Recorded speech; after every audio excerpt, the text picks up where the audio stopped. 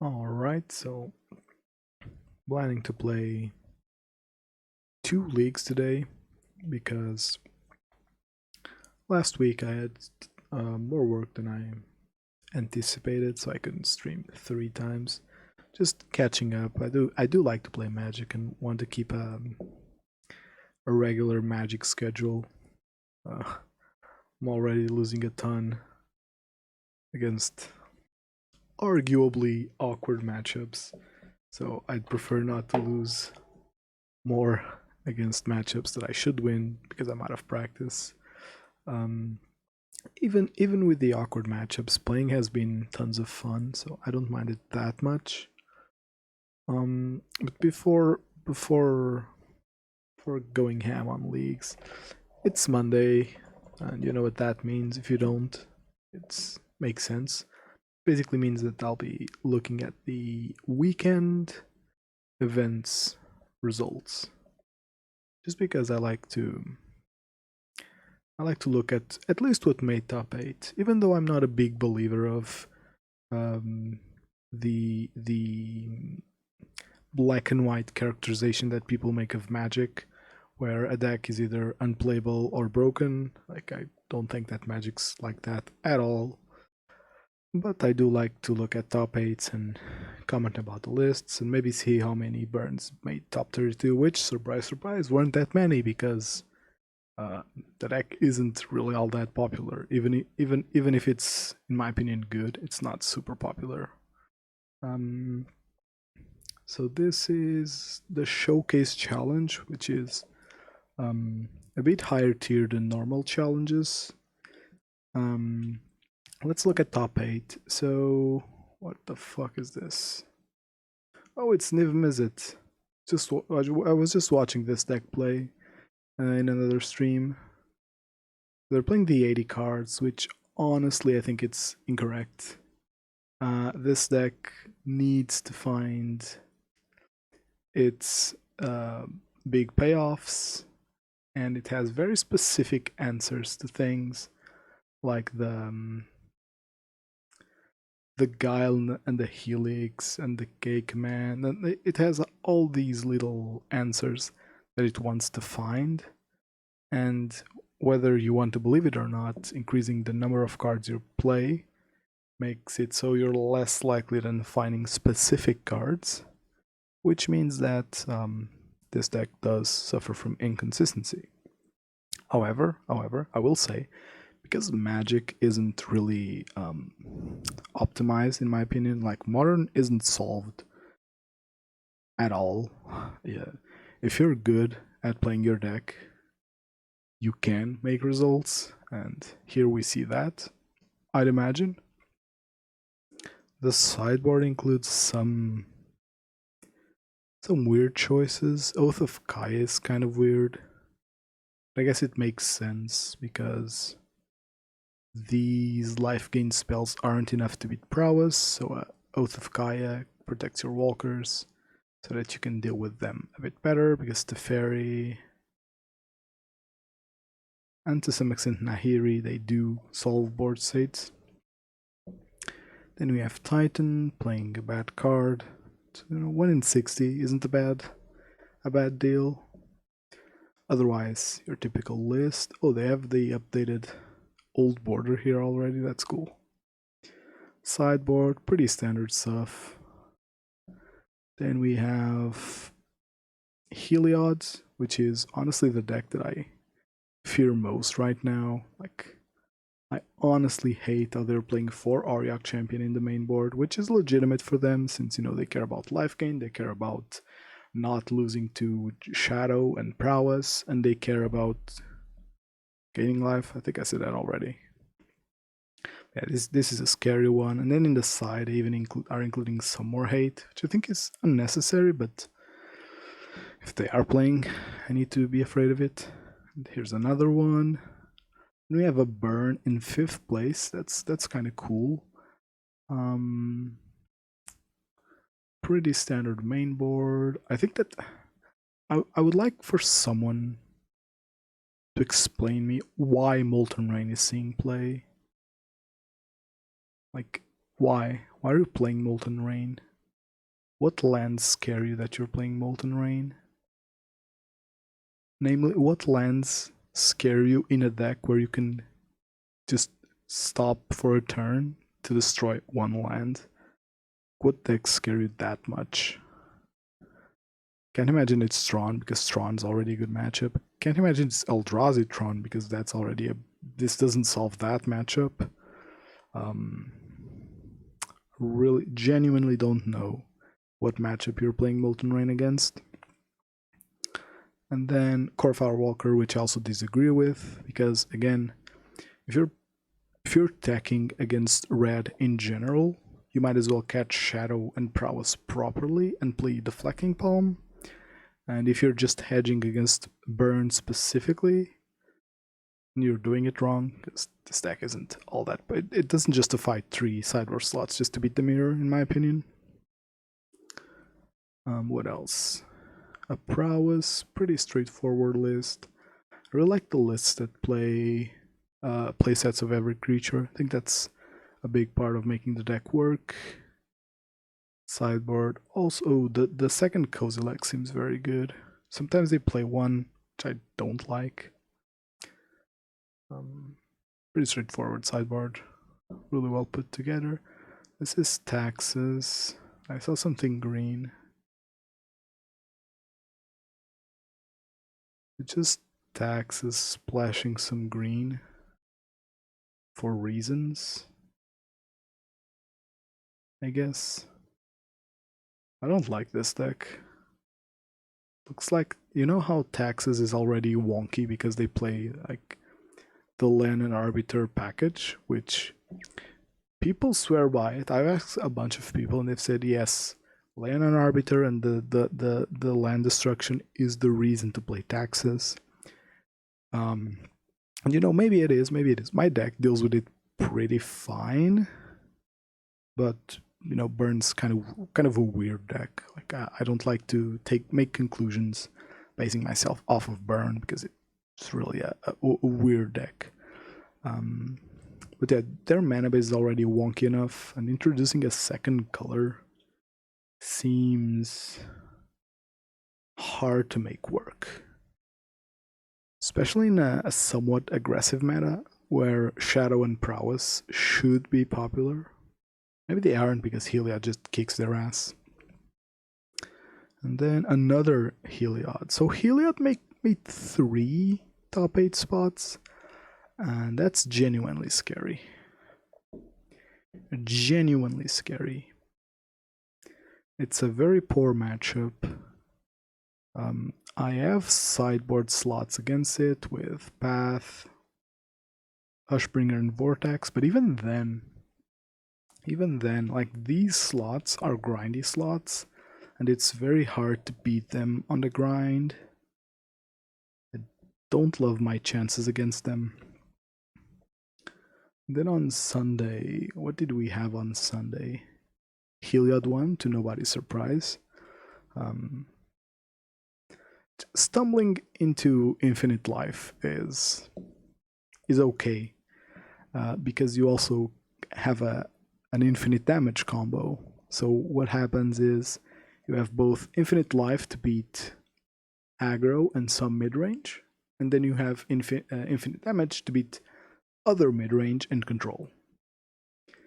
So the only matchups you kind of lose are other combo decks, but other combo decks have pretty poor matchups against a lot of stuff, so they don't see much play.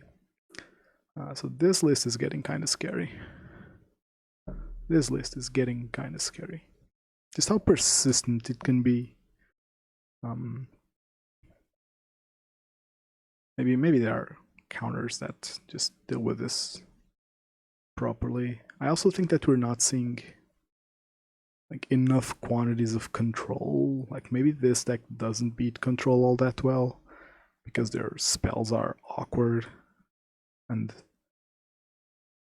apart from Collected Company, they're all sorcery speed, and they're weak to path, they're weak to bounce effects. I don't know, maybe this deck doesn't have that good of a control matchup, but we're not seeing too much control again. Players tend to overreact, and when Mystic Sanctuary got banned, I feel like every control player just dropped the deck and is now looking for the next high instead of, you know, keeping true to their archetype. And then on second place, we had another Prowess, pretty straightforward list again. Some changes in the side and one Reveler in the main, which I think is correct. This card's really good. We have Dredge. It's a really good Dredge pilot, and playing Burning Inquiry, which he swears it's good. Not sure if I love it, but I'll have to accept. Oh, thanks for the follow, Bernish. Hope the draft is going well. Did you have an update for me?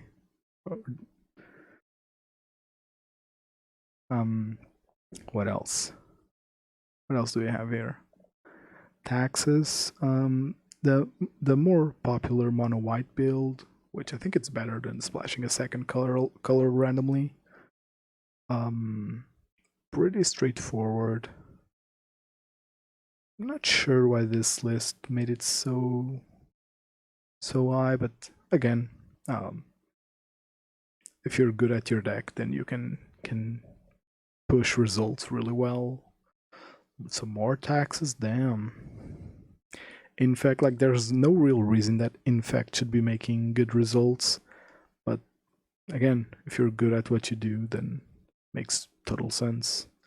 Also, Snakeskin Veil made this deck be much more reliant against Lava Dart and Ren and 6, because if you protect it once with Snakeskin Veil, then you've successfully protected it for every turn from those threats, which is a nice touch.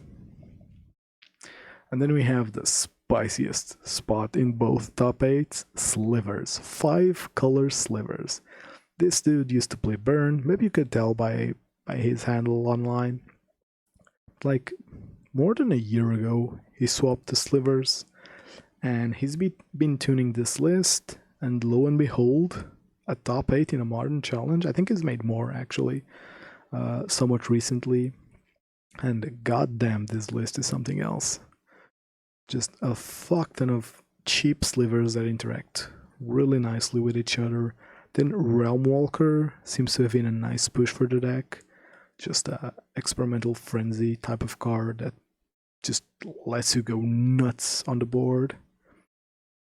I don't love Chalice. Well, actually Chalice is really good right now. These are a really old tech from Tribals, because with Vial and Cavern, Chalice isn't as symmetrical as it should be. It's a really nice card to be playing. And some ley lines to just close that door against graveyard decks. Some removal. What's Harmonic Sliver for? Oh, that's really nice hate. Damping Matrix seems weird. I guess it does make sense as a one-off. I don't know, the list is really cool. This list is really cool. Props to this guy for keeping true to his colors and pushing the deck. And then 8th we have John Shadow. For some reason, well, I guess it's not for some reason, it's because Goyf attacks well into Auriok Champion. Yeah, this list has been popping up more and more, and no burn in this top 32.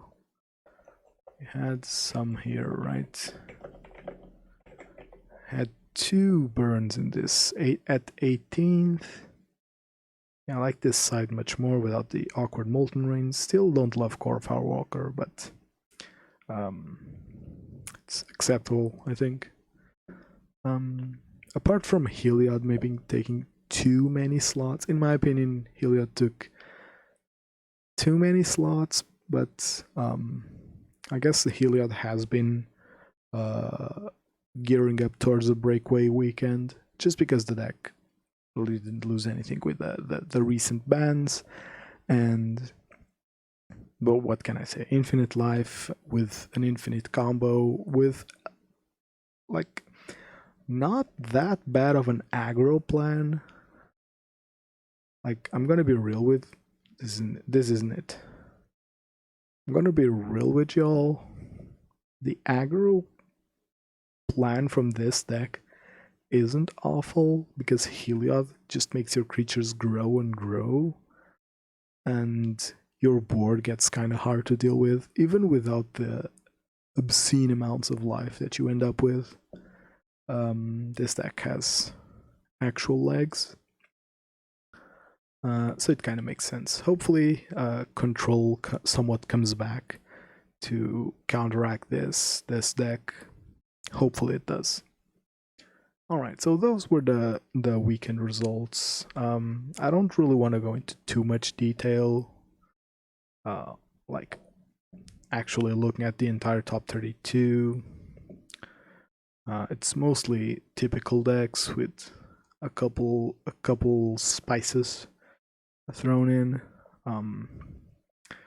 Let's because I want to play 2 leagues today, so let's actually get right into it. A discussion came up in the Burn Discord about Rest in Peace versus Surgical. Like, after rewatching my last league against Dredge, I'm honestly still not convinced about Rest in Peace. It still feels just a little bit too slow and too reactive of a card. And honest to God, until I actually start having problems with like black-red X mid-range, I think I'll stay on Surgical. However, I will say this because I hate that people, again, I hate that when people think about Magic in black and white, so this isn't black and white. I prefer Surgical because it fits my playstyle better against Dredge. It doesn't mean that this is the absolute correct choice, but it fits me better, so that's what I'll be playing. Shouldn't make too much of a difference. Hopefully we do dodge Dredge. But yeah, let's get right back into it. I want to play Vortex because of Heliod. Hushbringer is actually pretty good against Heliod. Their only real answer is Ballista, and like, there's a world if they're calling for Ballista and then playing Ballista and then emptying Ballista. I have tons of time to deal with their face. Playing the Revelry because until I start getting, until the meta settles down a bit in terms of decks, I think that playing around Bogles and shitty White Prison decks makes sense. Then the Eternal Path, because, well, I wouldn't not play Path against Auriok Champion, to be honest. Main board, all the same. The triple split between Skullcrack, Helix, and Blaze. And let's get right into it. I still have play points, but if I fumble this league, I won't have any play points left. Just tragic. Classic burn. Let me just check everything. Right, everything is a go. Like, I'm pretty certain I won't end the night without playing against Heliod. I'd like to dodge Dredge. I'd like to semi-dodge Heliod. Like, maybe once per league is fine. I take Heliod over Bogles or White Prison any day, because Heliod's actually quite beatable. As you know, they actually play good cards that don't just overhate one specific archetype. But in recent times, because they have started to put Auriok Champion in the main board, it used to live in the side. Now with 4 in the main board, it makes game 1 really hard. And part of beating Heliod was just being more consistent than them game one. This hand's kinda spicy with double Searing Blaze, but I can't keep a hand this slow. Like this. It's a bit more. Keeping the canopy, because I hate flooding. I don't think this is incorrect. I can't bolt a bird. Oh, great. That's just wonderful.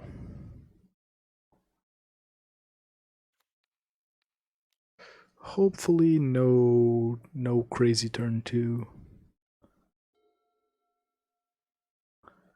I would be fine with a chalice here. My hand dodges chalice, yeah. I guess I did ask for it.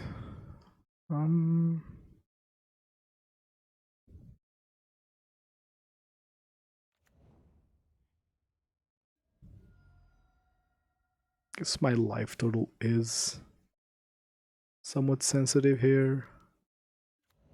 So maybe I'll hold off on being too aggressive with my lands. I lose a non-zero amount of Tron games. Oh, this is actually tragic.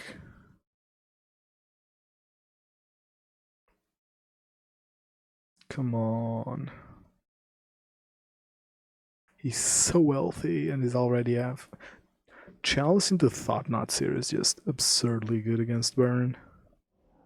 Like, what am I supposed to do now? Especially when I keep drawing 1-drops. Holy hell. There's an argument to concede here. Not necessarily out of spite, but out of saving time. Because if I want to get the second league in today, I do need. I'm never winning this. Like, what the actual fuck is my opponent curving? Who did he suck off for that to happen? So Eidolon's pretty bad here. Even on the play. Like, it just outgrows me, Eidolon never attacks. Don't hate Vortex because it's a 2-mana card that just... It's not... Is it Path that I want? No. It's Destructive Revelry. I was gonna say, I don't love... Rather, I don't hate Vortex because it's a card that just... I can play and makes them... I can play it through Chalice and kind of hold off the game. I don't love Searing Blaze in this matchup either. Even though it's actually decent against Thought-Knot Seer. Maybe cutting some Lava Spike is fine. Or maybe just because I am on the play, just not play too many Vortex. Seems like a better option, honestly. But this is an ass of a matchup. I keep this any day, has the answer. I'm 1 land away from casting it. I also can empty my hand of 1-mana spells before my opponent drops the Chalice. No more Simin Spirit Guides dropping Chalice on turn 1. This is brilliant. As map, okay, that's fine.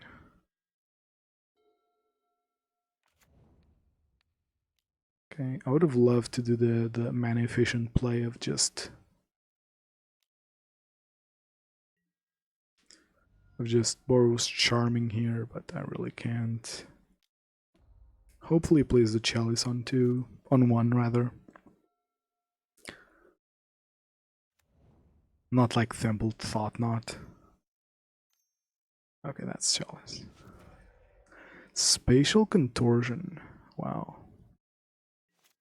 Gotta respect that.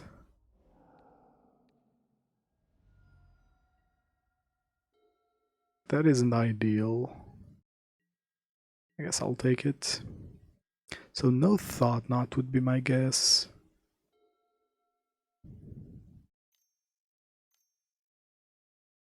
Oh, it does have it.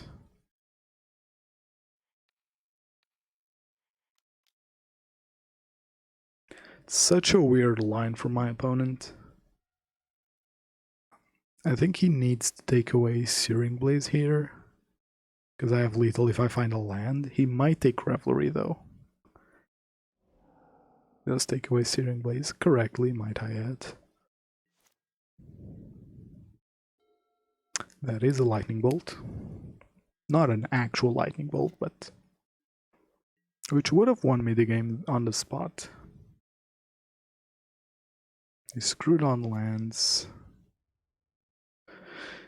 He might...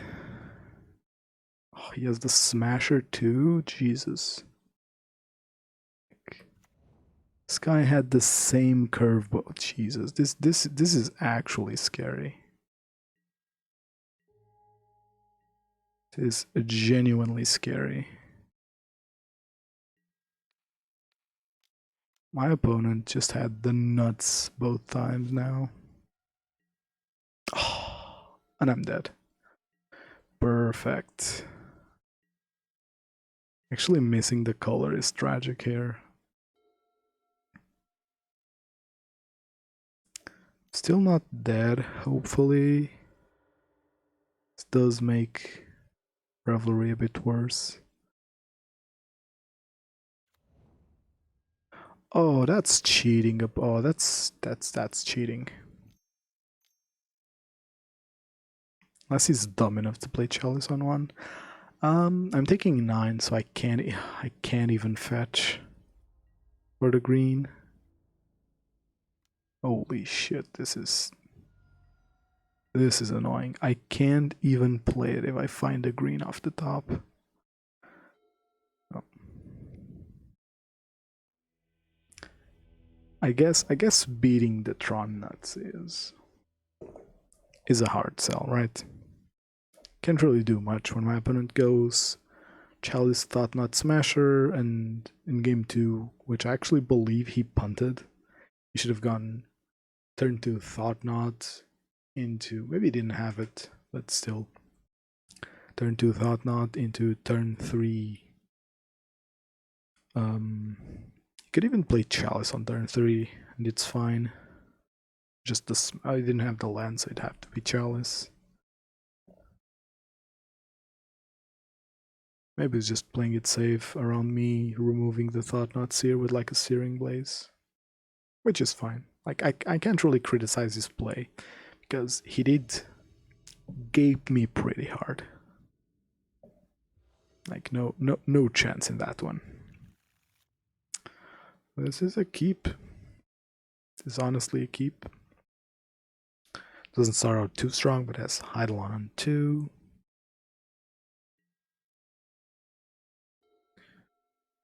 Tempted to fetch, but not really, because I do have this Searing Blaze that I might need to use on my opponent's turn.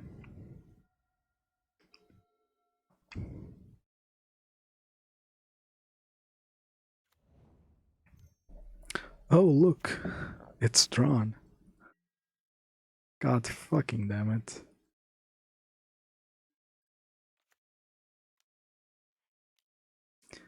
Hopefully this Eidolon comes in time. I hate Eidolon against Tron because of this. I was on the play, and if he has a second Tron land, then this Eidolon will do 0 Eidolon things. Yep.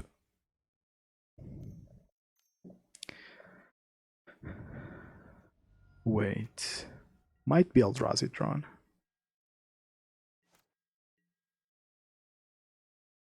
Not sure why would he ever do that.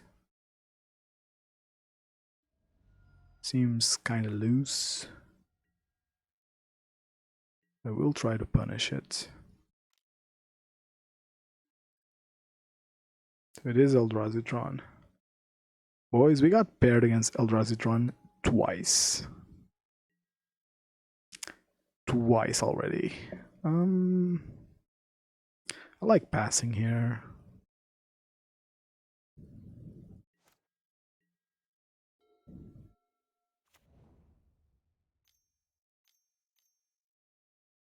Oh, so it's guaranteeing the thought nuts. Ooh, that's a lot of mana. Is that Ugin?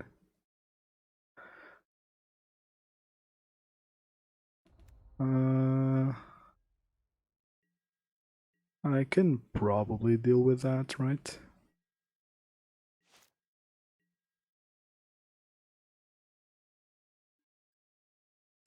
Yes. Can very much deal with that. Actually attack first.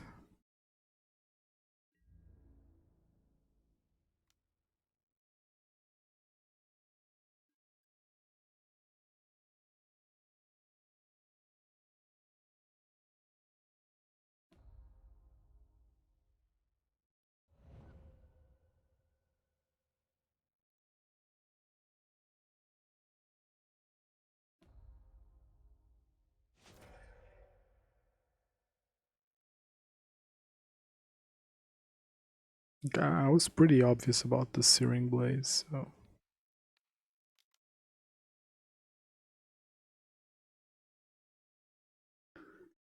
Now, what can happen is he can have Chalice for 2. If he doesn't have Chalice for 2, I'm looking good to win here.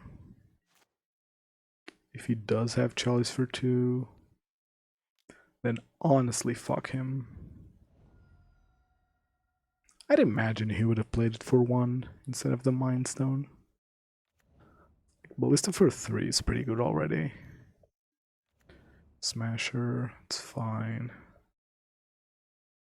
You can still Smasher for... You can still Chalice for 2.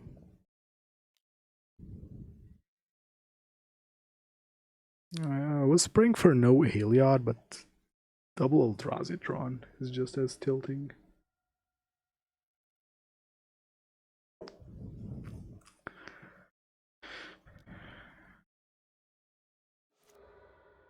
It's usually a good sign. That's not.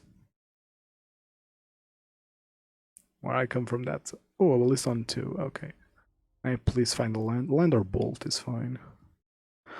Oh, look. It's the unplayable land. Can he kill me? He can actually kill me. Right? He has 10 mana. I can pump this twice. I'm actually dead. He pumps this twice, takes for 9, and then shoots me for another 4, so I'm dead with Helix. I can shoot this, but I won't gain... well...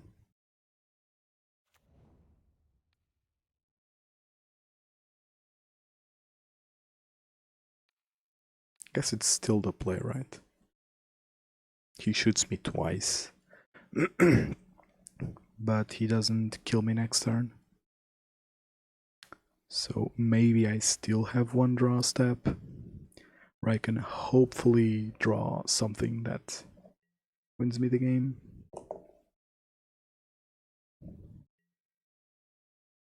This is a very rough start. This is a very rough start to a league. Like I'm pretty sure that when I play later at night at like 3 a.m. or 4 a.m., you know, I don't know if that's the time where the people that like to play enchantment decks come out of their hiding places. But it's 1 a.m. Still like an okay time for okay people. The last zone, I guess, is protecting himself against 1-drops. Come on, Bolt. Thank you. I guess I just have to go for it, right?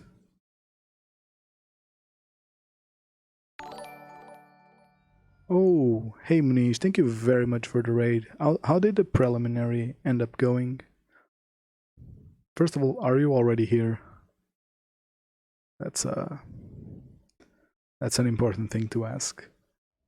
Also, welcome everyone from Munish stream.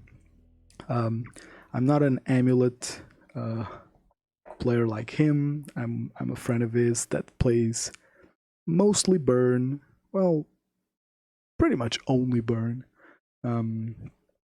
But hope you had a great stream on his side. If you want to hang out, watch me just apparently play against a string of Eldrazi Tron players. Stay here. Hey Manish, how did the preliminary go? Did you make do? I saw you beating Niv Mizzet with Turn Timber Symbiosis into Emrakul 3-1. Nice. Not having, yeah, easy profit for sure. Well, when it's you, it's always easy profit, right? Unless you get paired against Mill round 1. That's the... Yeah, it makes sense. It's already kind of late. Yeah. Thanks for the raid. Have a great night. It was my side earlier. Did I? Ooh, I actually won game 1. Shit, I didn't even notice. Guess that's it. Keeping 1 Searing Blaze doesn't seem incorrect. The idea is that Vortex plays well around their slower hands with Chalice. Path doesn't. But sure. A 2-2 split seems better, like in every way. My issue here is that I want to play around Chalice because that's the scariest card, and I think I like this side. A 2-2 split does seem better than just charging on more 1-drops, I'd say. No green again. No green again is a bit rough. I'm 2 draws away from casting Destructive Revelry, but the hand's just solid, right? I gotta keep this. This guide is This guide. Yeah, 2 drops and a guide is way too good. Lava Spike here is probably the worst draw.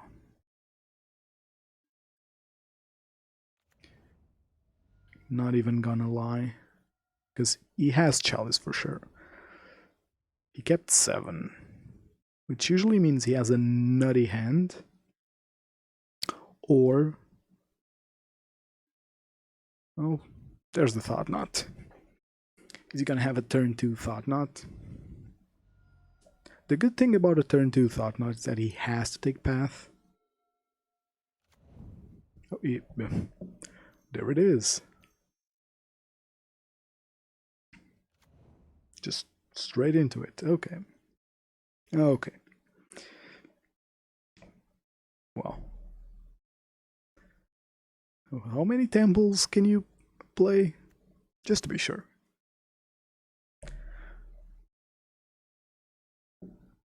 I'm not gonna lie.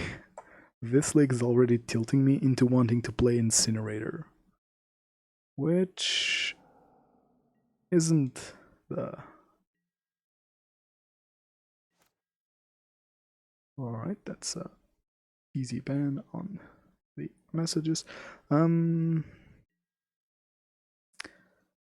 Mountain's okay, but it does give them information. Is there a world where I'm attacking? No, right?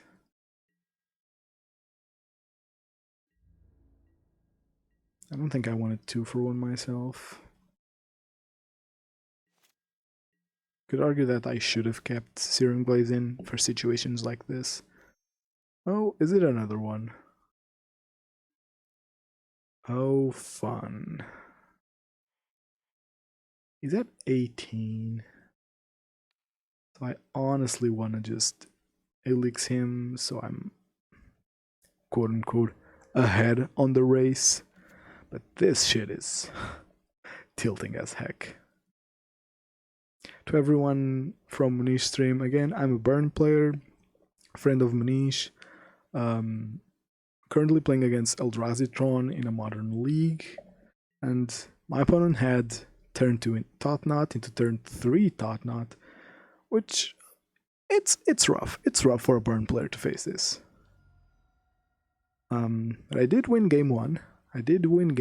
So I can't be too mad, right? He still hasn't played Chalice. Ooh, and I have my green source here.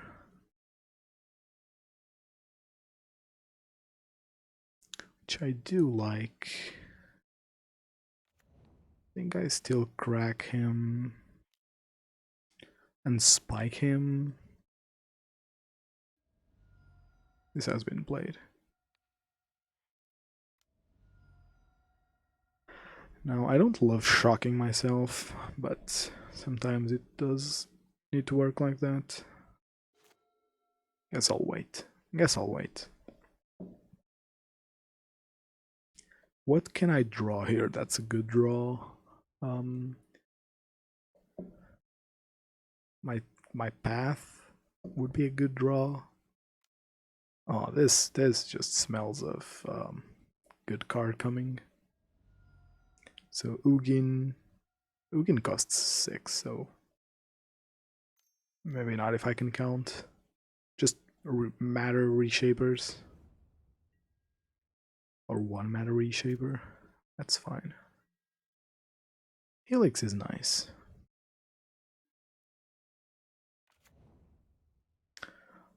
Yeah, I guess I just shoot Helix and crack that end of turn.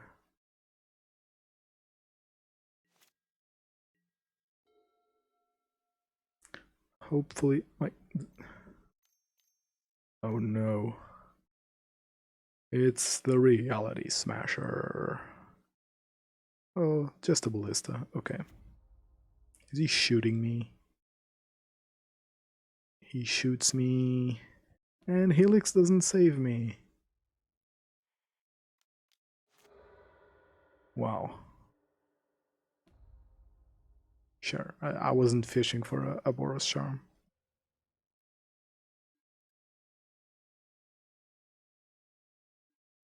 Wide rule land. Okay. Okay, that's okay. On the draw now. Maybe I just want to play all path.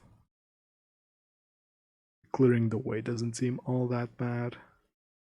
Like 1 Searing Blaze for those pesky Thought Knot Seers. Thought Knot Seer? What's the plural of Seer? What's the plural of Seer? Is it just Seer? Let's Google that. It's actually Seers, okay. I really hate this matchup. It's one of those matchups that Burn doesn't really have a clean answer. Burn doesn't really have a clean answer against Eldrazi Tron, which sucks so much. How's the to all my prowess peeps? What's to all my prowess peep? How's the prowess matchup against Eldrazi Tron? Like, I've heard it's not great because Chalice, still has text, but prowess nowadays has CMC2 options, and also they care mostly about casting spells, not resolving spells, so that's a thing. Like, I genuinely think it's better than Burn's matchup, but you can never know for sure. Oh, this ends bad. This ends... No.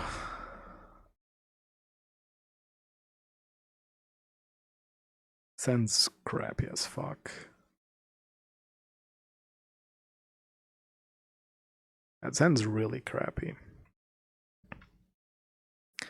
So I'm losing to Eldrazi Tron because they outconsisted me. I don't know how to say that. They were more consistent than me. Which in my mind is kind of bonkers, but it does happen. Let's see. I want to did multi-6, so maybe it doesn't have Temple into Thought Not Seer. Mine is fine. Okay.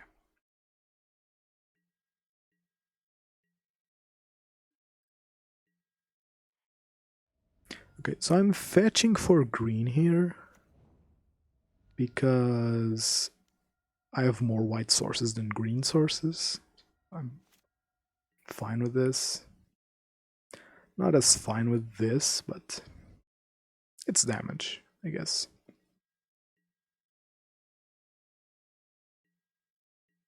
Come on, white source.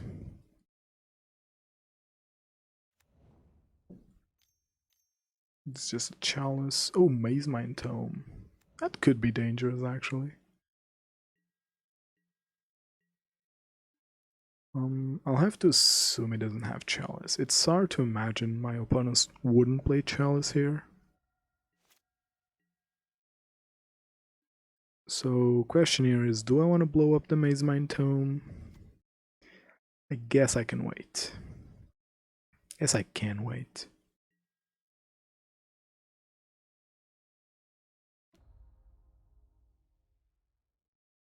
It's when the counters are going to be put on that I need to be careful.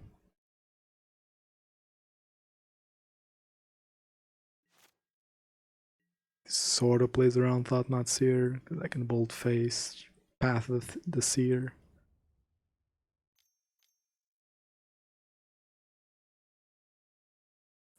Is it just a reshaper? Ooh, I like that very much. It's not a big issue at all. Okay. I have to shock here, which isn't brilliant, but do get to do this. Skewer is very nice. Skewer is very nice.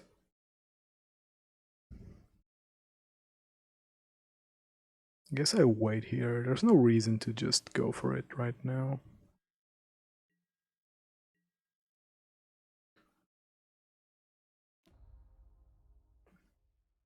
If he doesn't play Chalice next turn, I'm blowing up that Maze Mine Tome. I know he had value from it, but I think preemptively blowing my load is not a good idea. It's never a good idea. In this game specifically, it's really not a good idea. Ooh. Upkeep's crying. So usually, ooh, he put it on top, which is never a good sign. Is it the Tron piece he needed? Blast Zone, that's fine. No, it's Thought Not now. Okay, so what do I do here? I think I have to path the Thought Knots here. Right? This is too much pressure for me to deal with. And if he takes away the Revelry, I can still deal enough damage.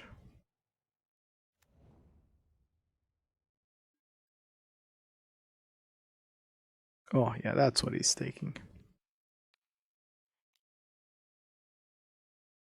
So I'll land and I'm pretty happy right now. Ooh, he can actually take Revelry. He's gaining 4 from here next turn. I honestly think that if he's a good Tron player, he'll take Revelry. Because, yeah, that's actually a nice play. Actually a very nice play. It counters my Boros Charm, basically, unless I find Skullcrack here. Found land.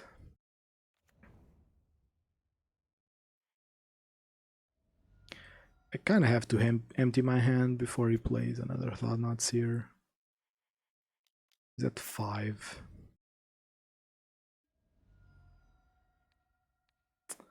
My opponent's at 5.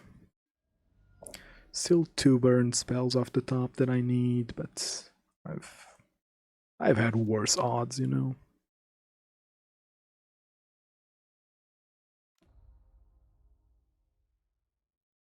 This is fine. Like, I don't love it, but it's fine. Now let's hope for no absurdly good draws from my opponent now. And that's basically any playable card. That's very playable. That's death, actually, if I don't draw Helix.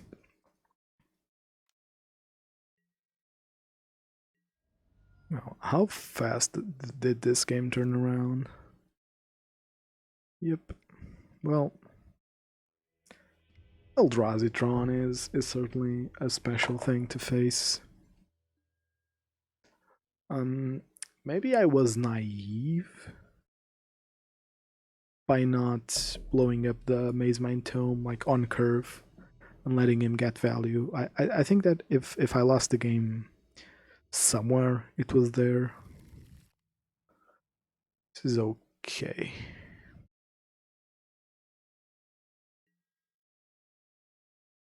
My reasoning was that if he plays Chalice before I ever get to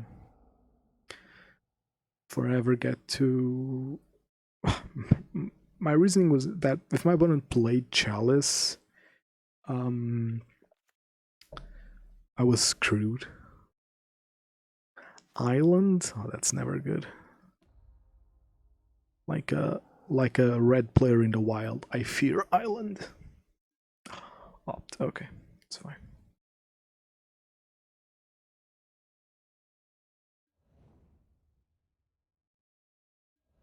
Okay, that's fine. We have Eidolon now.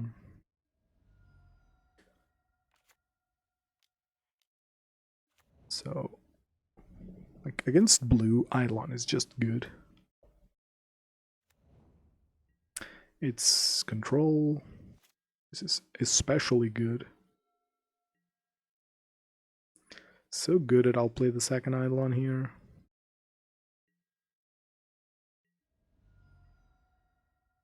Like land, spike you.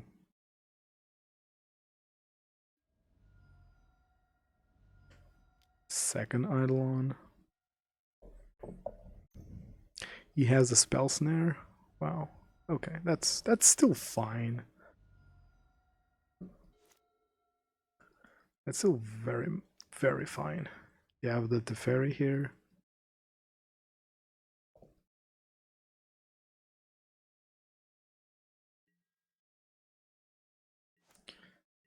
Okay, no Teferi. We of course attack. Yes, path, okay. Ooh. That's a bunt. I should have cast my spells. I should have cast my spells on with Eidolon there.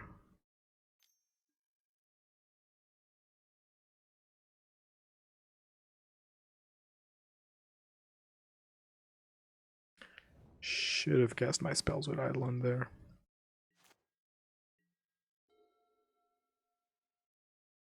Hopefully it doesn't matter.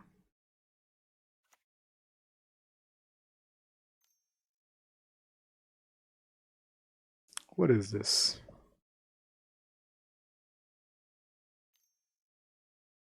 2 mana, 3 mana. So the fairy.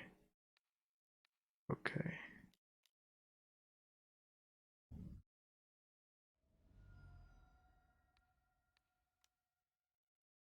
So hopefully I draw something here.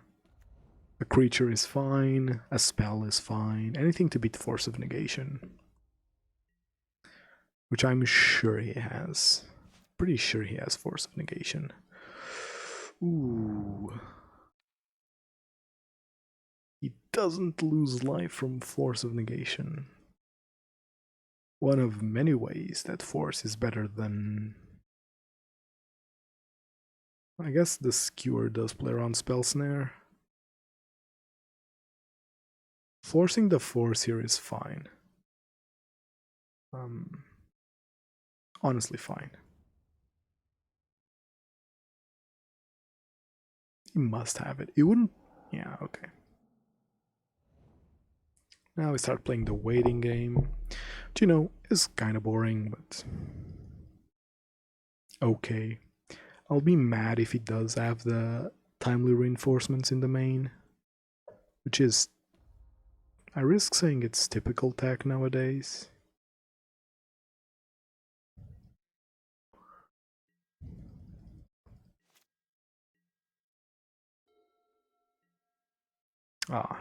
Now is when I start to flood.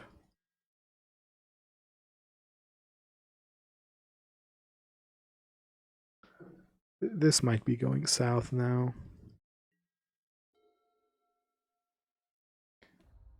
My opponent is still missing land drops. Which is an issue. It essentially means it's fully loaded.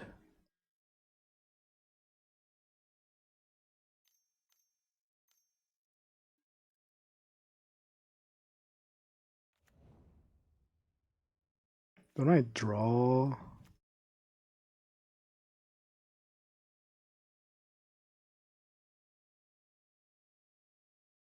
Basically has to have another force.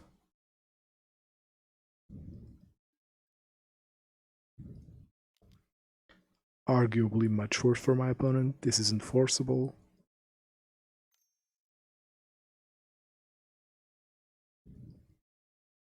They have Mana Tithe.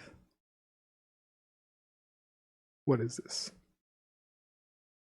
What is this? If my opponent has... Ooh. That's cute. That's cute. So he has force, is what I'm assuming here. Yep.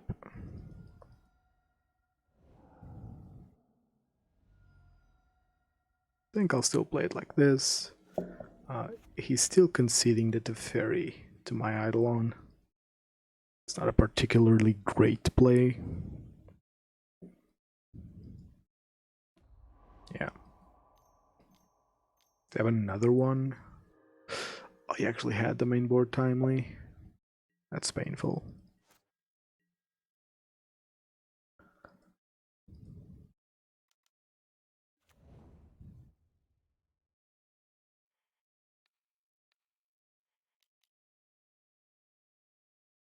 I'm gonna take the window here. Put him down to 5. What is this? Supreme Verdict to kill my Eidolon. It's okay. Ah. Now this is a problem. I needed this turn to be a good turn. He's guaranteed to have 2 counters. Because of how he's playing.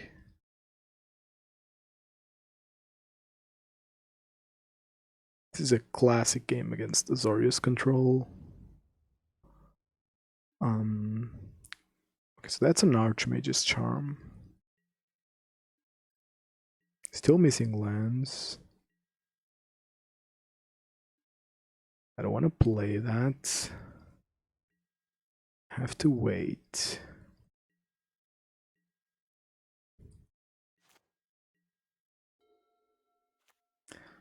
Oh, so he did find the land. Okay, so I'm assuming 2 counters now.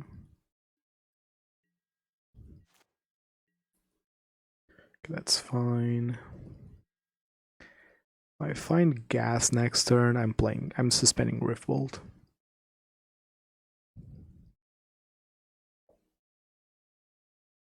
Yes, I am suspending Riftbolt into a Teferi player, because if he taps out for Teferi, Ever? That's a misplay. That's a misplay. Oh my god, that's a desperate play.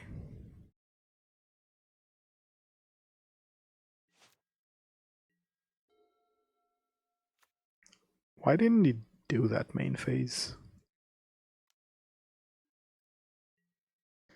Starting to get in with Snapcaster, which is fine.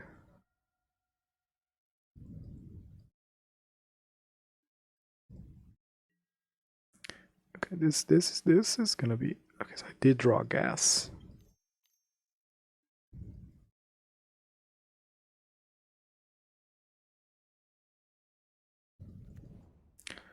This is a tougher choice.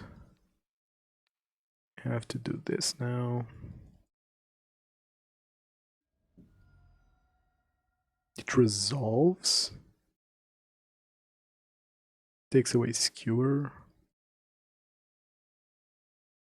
I find Lava Spike. Oh. That's actually like the best draw. Oh, actually no. Actually it isn't. Let's a spin here.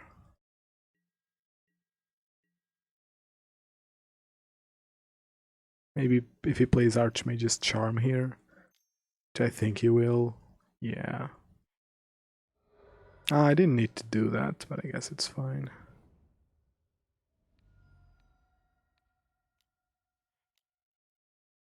Doesn't have cards, so he can't have force. Oh, that was I'm gonna call it a punt from my opponent. Why didn't he just snap timely? It just sounds like a better play. He just snapped for no good reason. Maybe he did make a mistake. Sometimes it's better to be lucky than good. Sometimes it's better to snap timely than to waste a snap.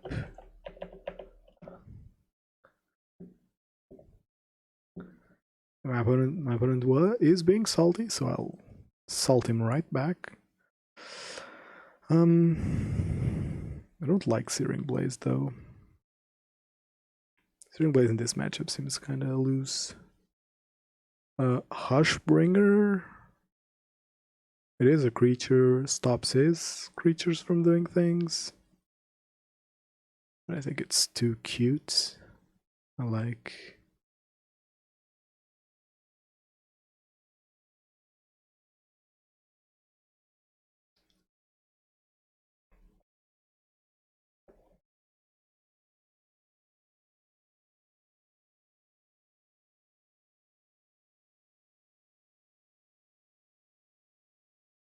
Oh, my opponent is. I'm gonna show this because, you know, fuck him.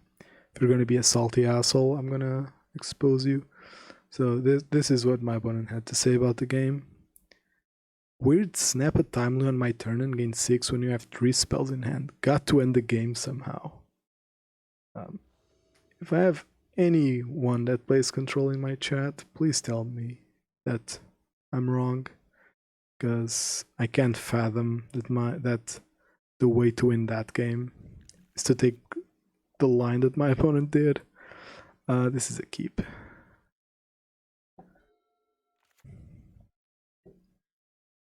This is a keep into a Goblin. Oh, that line is perfect. I really want to win. I hate when people just decide to go off on you. Now I'm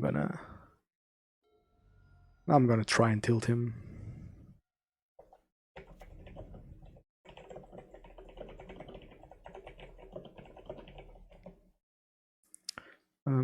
This could be a defensive snap. So I am attacking first.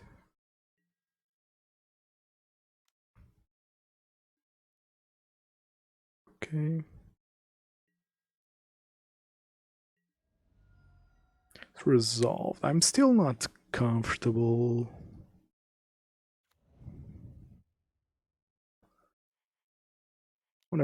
I wanna bait the Teferi.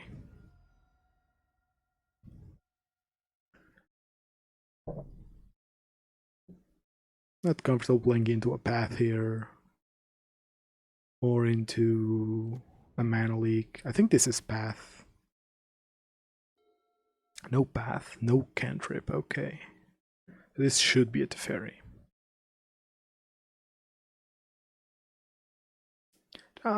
Which I'm fine with. If my opponent is tapping out to play a Teferi, I'm okay with it.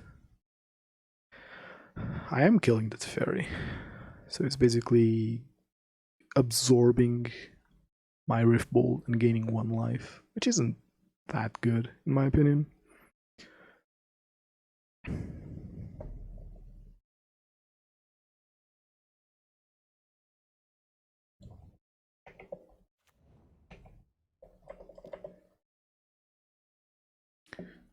Okay.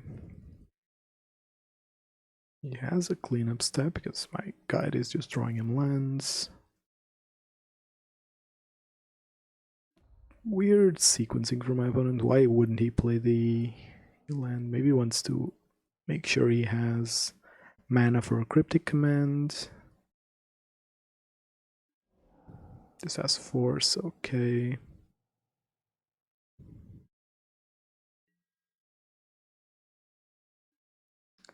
I reckon he still has something there, so let's attack first.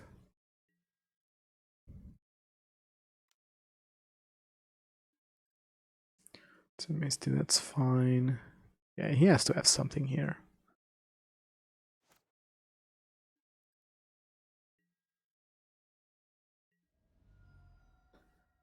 Actually took the damage. I'm assuming that's a path. Assuming that's a path. I'll play into path here. I'll play into path. Yeah, okay. Yeah, it's Spell Snare, so it's fine. Because I did draw the second Eidolon, I don't mind playing into his spells there. Hopefully, if he punts and plays like a Jace, I win. The fairy is fine. He upticks the fairy. It's honestly okay. Am I going all in here? I like going all in here.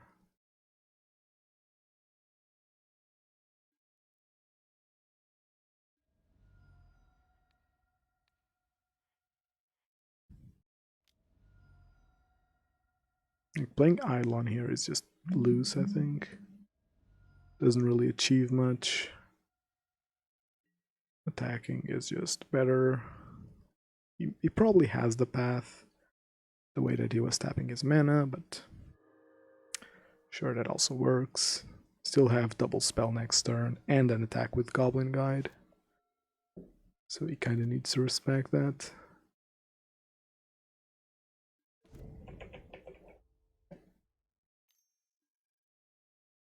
And he's still playing things here.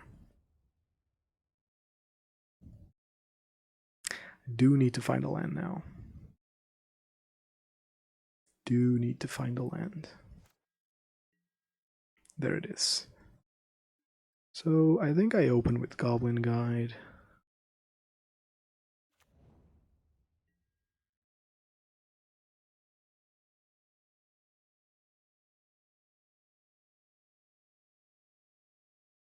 I go face here, because him being at 1 is actually relevant. He's drawing a snap.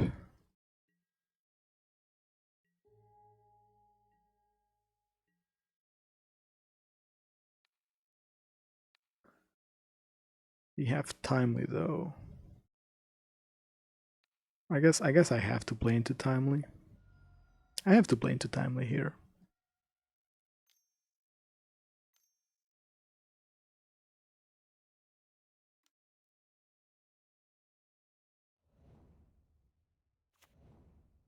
Okay, now I just play into force. Which I don't love, but I don't hate. Has been having already used one too. I think this is fine. Even tapped out of blue, which might mean something. We had to. Archmage's Charm has a pretty steep cost. My opponent conceded, nice. And not throwing an assault in the chat. Okay. Alrighty then. Managed to beat blue-white control. I think I was on the play, right?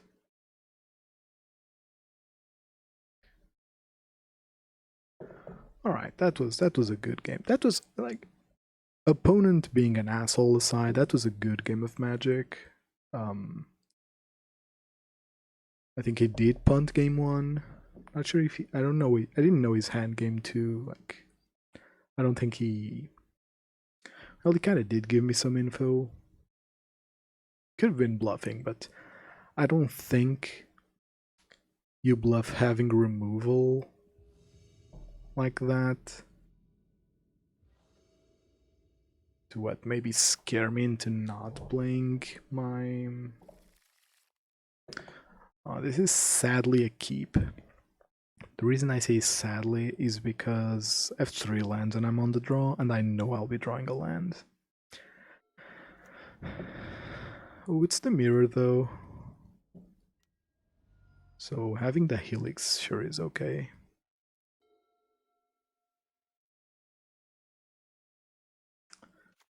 I guess I spin Riftbolt here.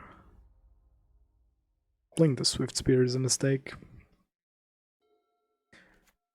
Now, if he plays Eidolon, yeah, I kill Eidolon, Helix the Swiftspear. We'll be going somewhat low because this is a bad land.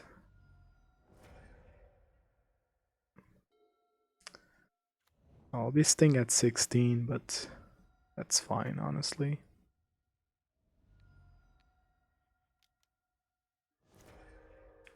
Staying at 16, but I still have some juice.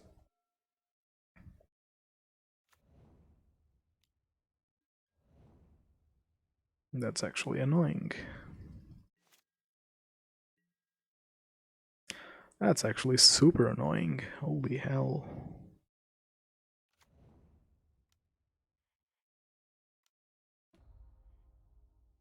I'm suspending 2 here. If he has the 3rd Eidolon, I'm screwed. But if he has a 3rd Eidolon, I'll take the L. He's looking for something. This Eidolon hitting me for 2 is kind of annoying.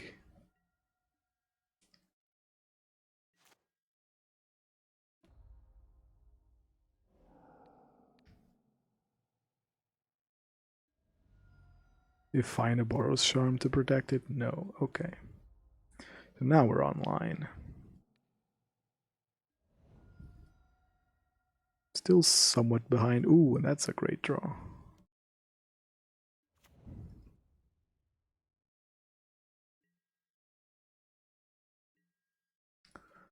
Does he have anything here?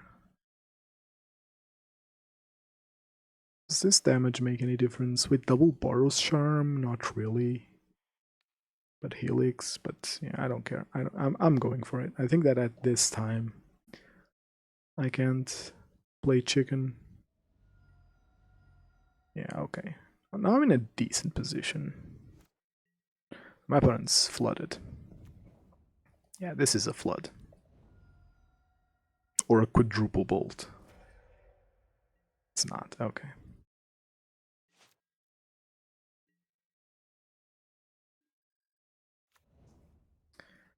Quadruple bolt would be an issue, but it wasn't. He actually decided to kill the Swiftspear, which does tell me he didn't have any form of closing out the game fast.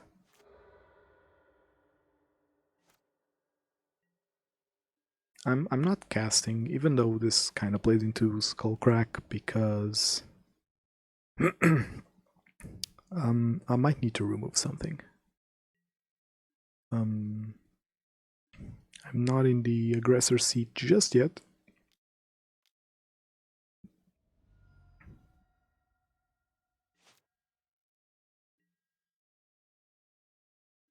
I like this.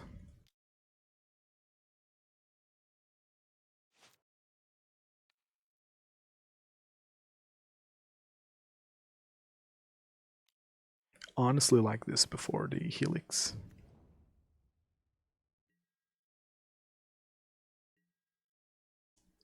Might be a weird sequencing, but he has to answer that. And if he doesn't, he can use this to clear the board. Just go harder. Definitely has something here, right? A Swifty, okay.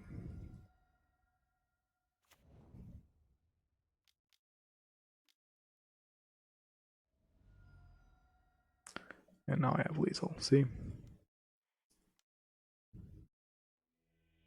Okay, he conceded before I even did anything. Okay. So getting game 1 against the mirror on the draw is definitely awesome. I think I piloted that really well.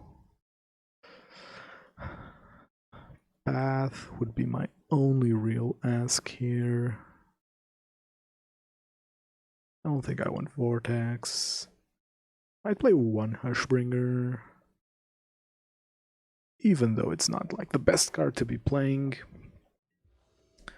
But it gains me at least 3 life.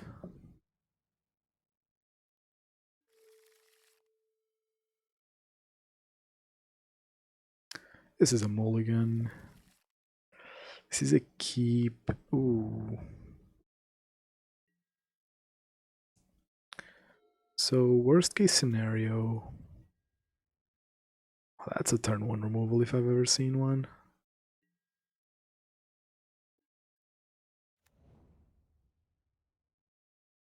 Well, if my opponent's offering this, I'll take it. So either has my opponent either has turn 2 Core Firewalker or a turn 2 or a turn 1 Bolt. Yeah. If he has the core here, I'm kind of screwed. He does have the core, so I need path. Need to find path here. Helix is not ideal.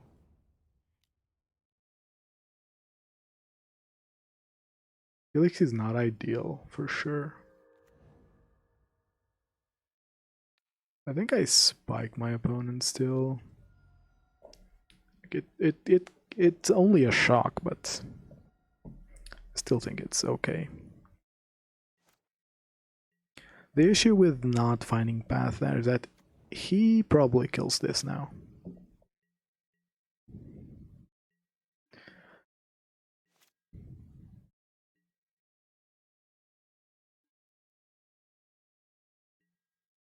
Didn't kill my thing, which is kind of suspicious.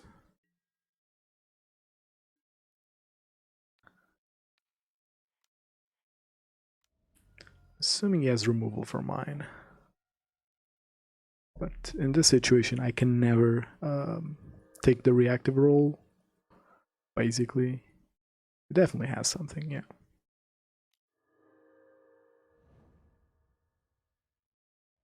Oh, we gave them indestructible. That's cute. That's actually cute. Okay, that's annoying. Ooh, Eidolon's super annoying.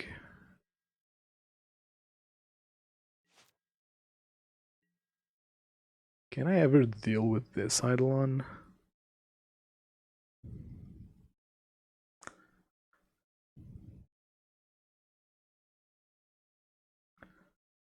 This is gonna heal me 3, deal him 2. Does not feel like a winning spot. Guess I'll wait. I'm still fine for path. Yeah, I'm just helixing that Eidolon.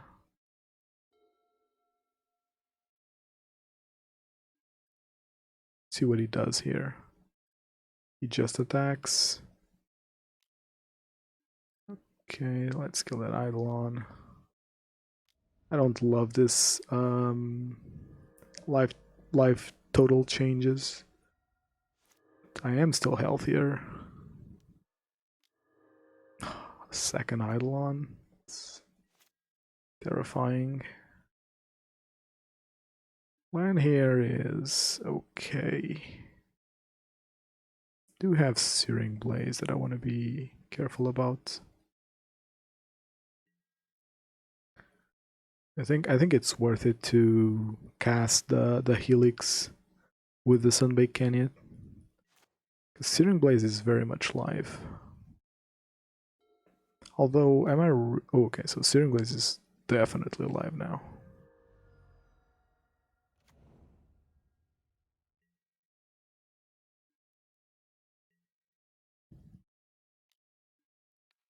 I have to kill the Eidolon here, which sucks.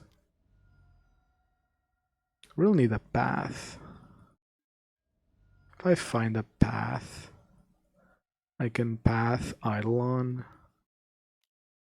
Another Boros Charm? Damn. So I am taking 3 here. Which is, to say the very least, a rough deal. Bolt isn't great. Bolt definitely isn't great.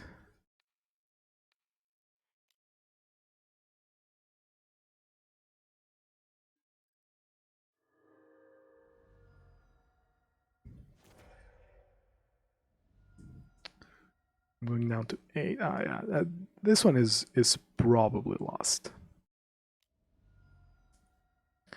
Like my opponent having the core into Boros Charm was pretty darn slick, I have to admit.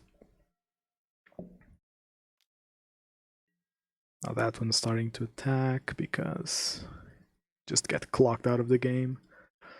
Path still saves me. Probably not in time though.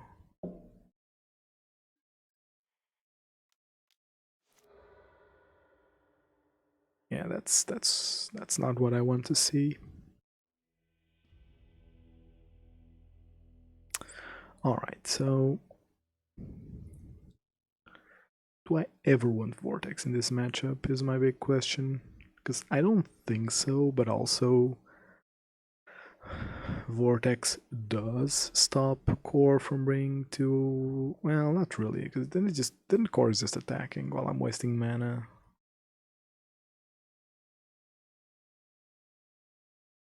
Yeah, on the play, I'll even say that I don't want that piece of shit. Love the card, not in this matchup. Oh. God, it's such a bad draw. I can't go down to 5, but I have no removal, no ways to deal with core Firewalker.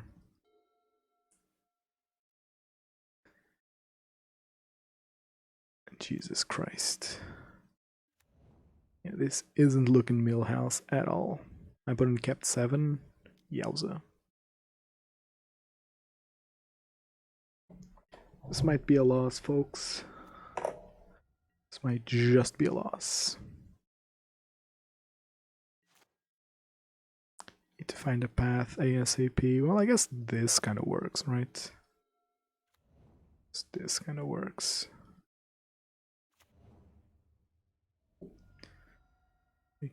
I can fetch a basic here.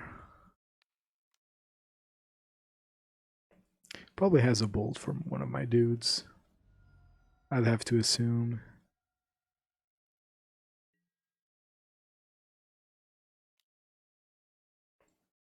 I'll have to assume bolt for one of my dudes. Yeah. It's looking rough. It's looking rough. It's looking very rough. Ooh, no second land though. That's kind of a win for me, right? He says nervously. Now I do want to point out Goblin Guy does not help your opponent draw lands. Helps your opponent dig for non-lands. Like he was always going to draw this land. It's double bolt. Wow.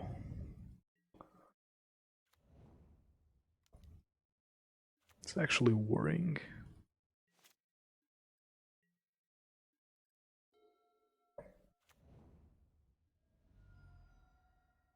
I'm assuming he just has like Searing Blaze here or core. This is probably a core. Yeah. Can I please draw a path? If I draw a path here, I'll be super happy. Swifty is actually fine.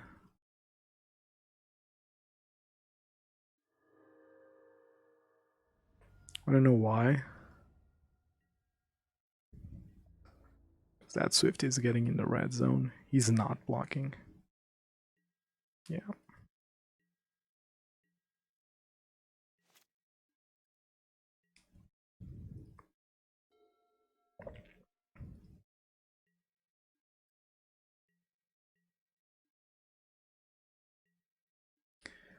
My ticket out is definitely Eidolon.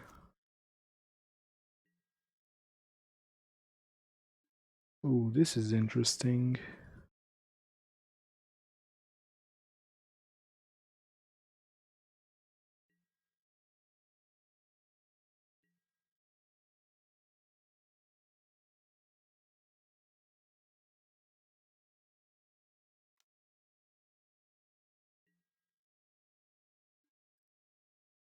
This is very interesting.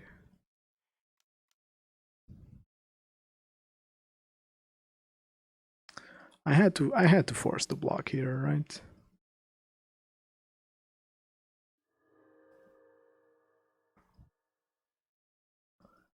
Had to force the block.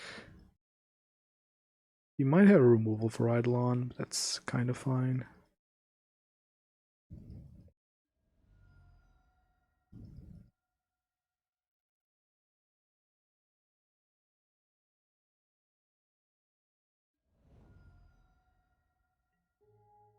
If he didn't block, would have been a problem. Because I needed to play the Sacred Foundry, basically. I like to have a card in hand here. Just to threaten things. So it has these two. Might not want to play them.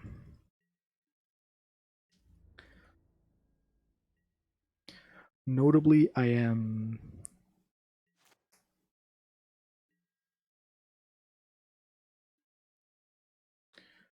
It's a good draw. It's actually, that's genuinely a good draw. Am I suspending this?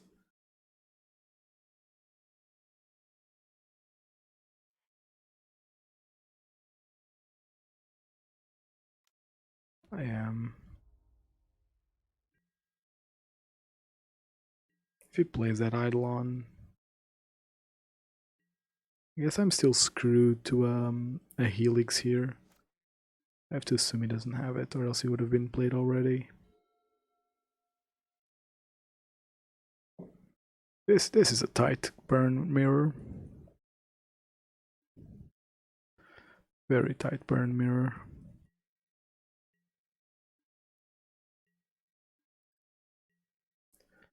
The silence should tell it all. Discard the Eidolon. This puts him down to 3. Which is just healthy enough to still cast one spell. I do have to be wary of him, like me alpha striking. Yeah, that is definitely a problem.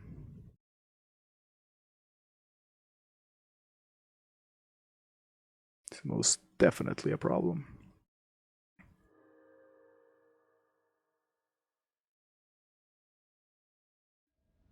Basically, he didn't pay the life for that one. I need Path here. Path would be great. Helix kinda cool, to be honest. Helix kinda cool.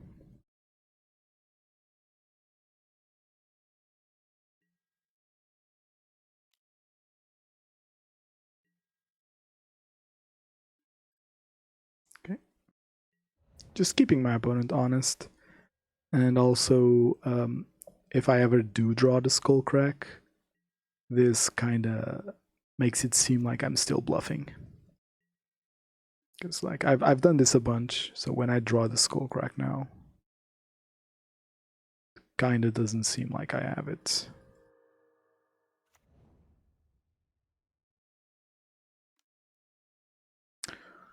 It's a lot of creatures though. Holy shit. Which does make sense that my opponent would be holding on to. Oh, that's a big swing.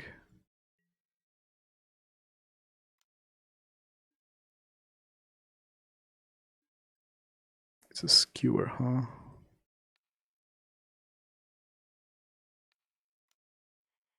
I'm keeping the guide alive because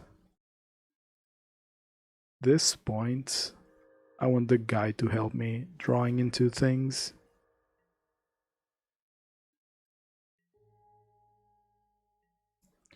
Come on, I need a path. If I draw a path, I'm weirdly in this game.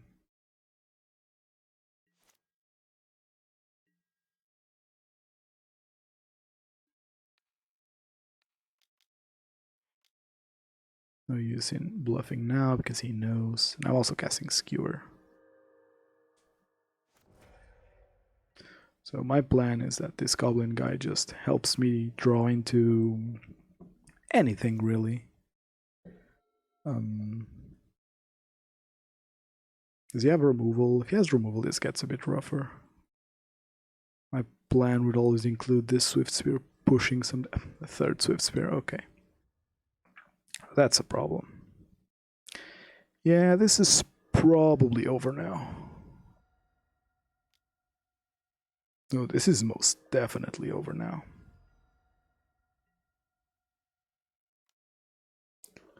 Jesus.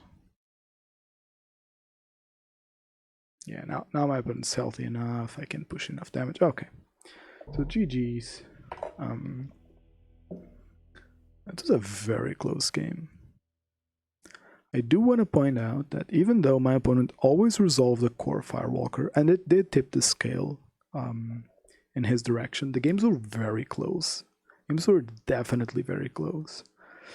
And had I seen my path in any of those games, I think it would have been enough to tip the game in my direction, which to me says that core isn't a good enough silver bullet to be playing, especially if it's just for the mirror.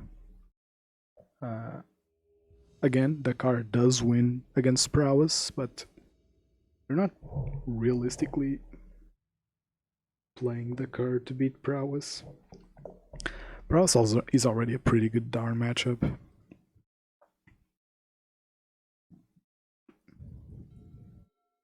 Like, honest to God. Ooh, that's aggressive. It's very aggressive. I'll take the path, to be honest.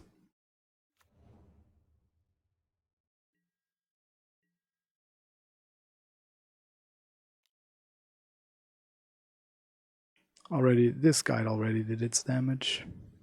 Jesus fuck, can I actually click this? Oh, it's Grixis Shadow. Oh, it's Esper Shadow. Ho ho ho.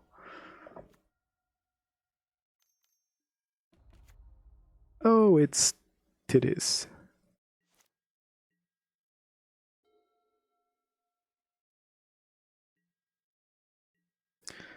attack. If he blocks, I play Searing Blaze. If he doesn't block, I play Eidolon. Another thing in the ice. No blocks. Cool. So I play Eidolon. Don't mind me.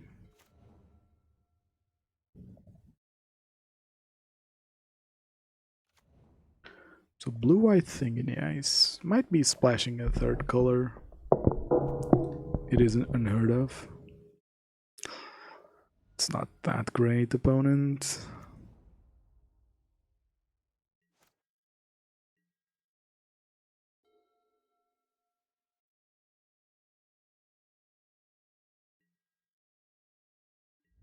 %100% attacking with both here.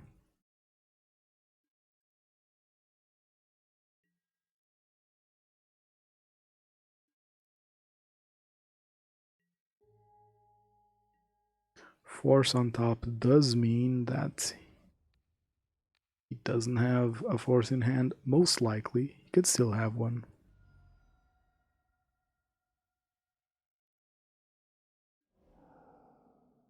Okay.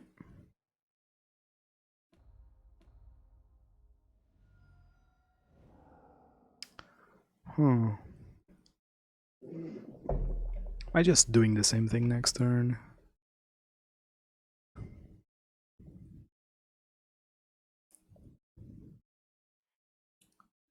He's drawing force, so I kind of like just skewering his face here.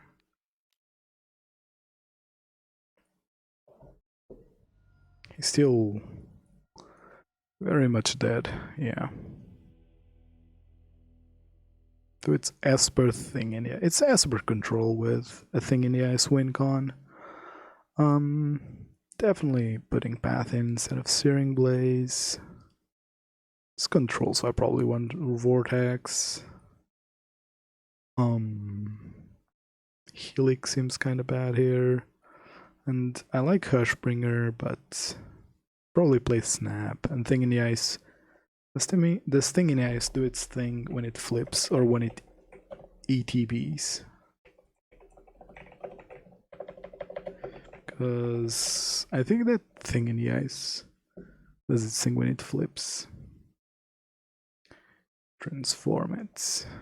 When this creature transforms, so no ETBs, so we just flip the script, play these instead of those, and we are golden. A very keepable hand, which we love to see. Do love to see.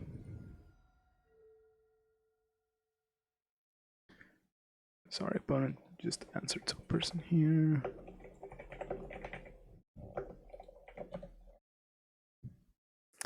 All right, that could be a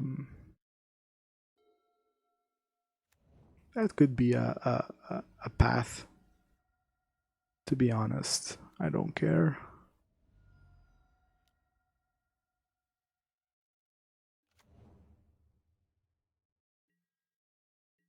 See, my issue is, I wonder if my opponent has force for his next turn. I can guarantee he's dropping Thing in the Ice here. No Thing in the Ice. Alrighty then. And sometimes like I'm thinking, because I don't have a second land. Now I attack with just Swiftspear. Hopefully he kills the Swiftspear.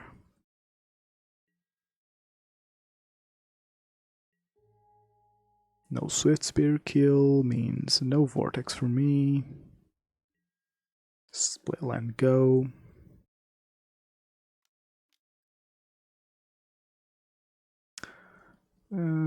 Sure.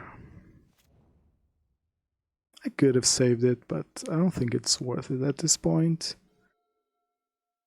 If he ever plays a Thing in the Ice, then that Boros Charm is just a wasted card.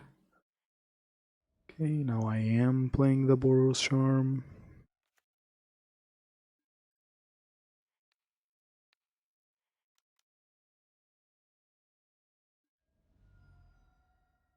It did work.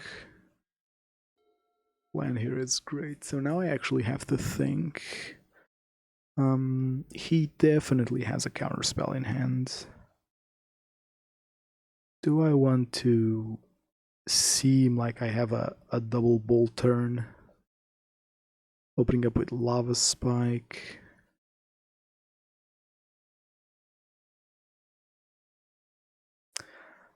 Yeah, I don't think I can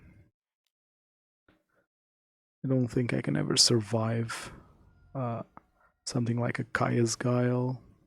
Maybe I can. Just not doing anything here.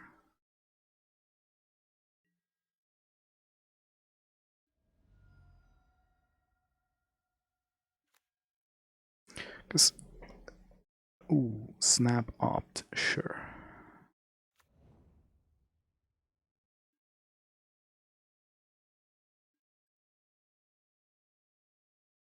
I'm still waiting for Boros Charm. I honestly would prefer resolving Vortex in my turn.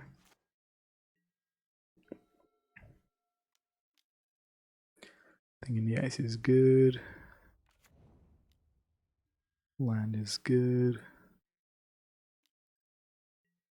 I mean, tapped land is good, right?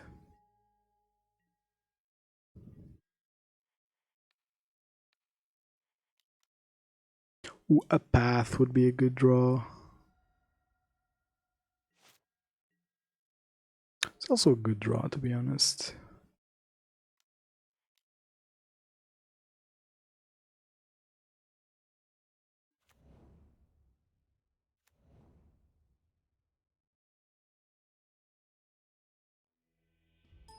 Okay. So I did fumble the league.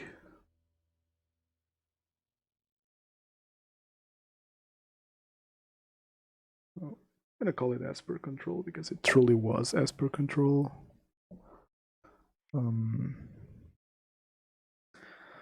Let me do a quick recap of the league. So match 1 and 2, both against Eldrazi Tron, 2 losses.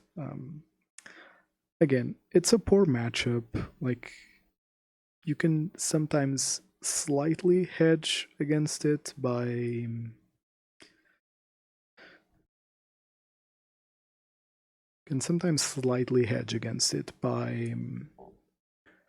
just going faster than them, but I think that anyone that watched those matches will agree that my opponent had pretty solid hands. I'm not going to say it was lucky because his deck is geared towards doing that, which is turboing out strong Eldrazi cards ahead of curve. It did just that, so I'm not going to sit here and complain about a deck doing what it's built for. Even if one of the deck's weakness is being inconsistent, I don't think you can genuinely argue that when the deck is consistent, it shouldn't be, basically. And then I lost the mirror. It was on the back of Core Firewalker. I won't deny that.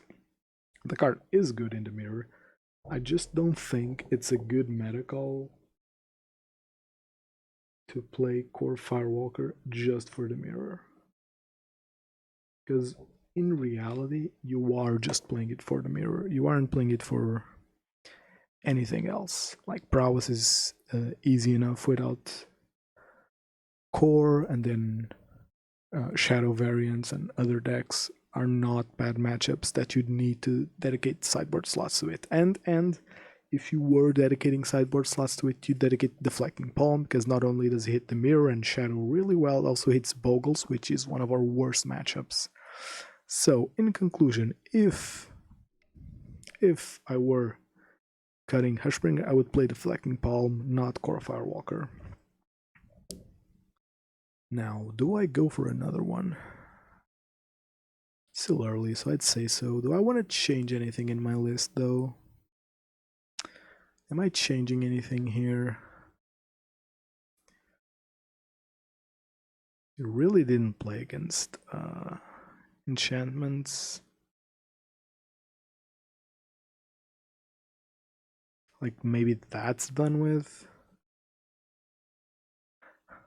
I'm gonna cut that package and immediately I'm gonna regret it.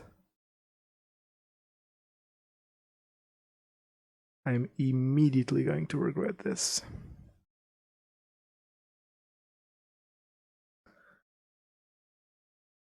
Where are my Smash Smithereens? Here it is. Okay, I do wonder if I want to change anything else. Skullcrack in the main board seems fun. I really like this list. Could also play a variant. I don't think I want to play Incinerator because blue is still somewhat popular, and Thoughtseize decks are actually quite popular. Probably don't want to play Wayward Guide Beast. Too many creature decks to just block it properly. I really like the classic burn list right now. So I think that's what I'm playing again. Classic burn. Now without... Wait.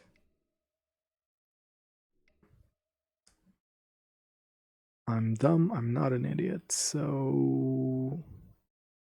Swapping these out, having my preferred splits. Alright. Let's go for another league. Damn, I'm gonna try and focus more. Maybe I am dropping games because without. Jeez, I don't even know. Like, I think that playing against Eldrazi Tron twice is definitely a rough way to start a league. It's such a bad matchup for Burn. I love that. I loved that Incinerator solved Eldrazi Tron. I don't honestly think it does enough right now.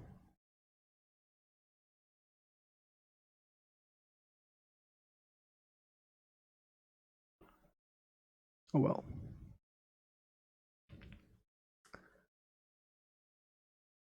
Has it just been a string? Because I get that people have losing streaks, as they call them. What have mine been? That's some pretty harsh losing streaks, I'd say. So this one was okay. So this league was okay. I'm just looking at my previous leagues. Okay, this one was okay.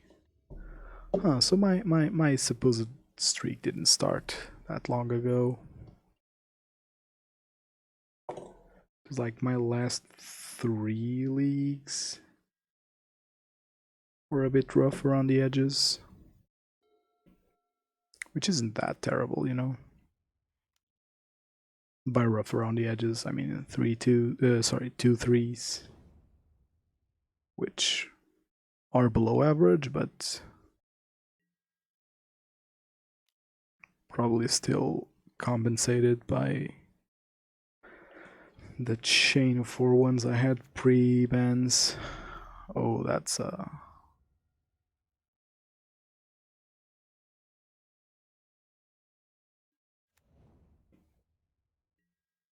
it's Urza, okay. So against Urza with a skewer, huh? Let's go fast. Yeah, if it's up against Urza, I want to go fast.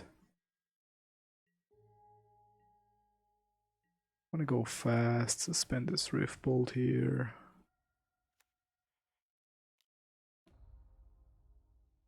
Maybe end the game next turn. If I draw land, I can maybe do it.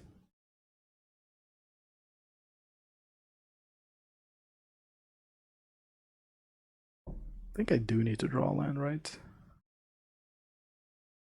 I do need to draw land. Yeah, my first bad league. Very similar to this one, actually.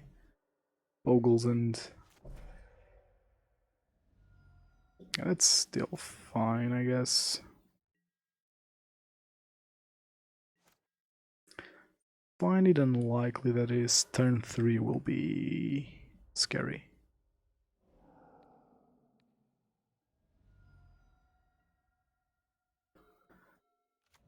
By which I mean, I find it hard to believe that you will have it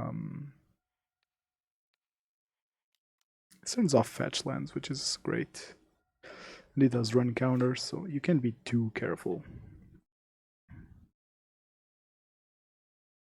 Alright.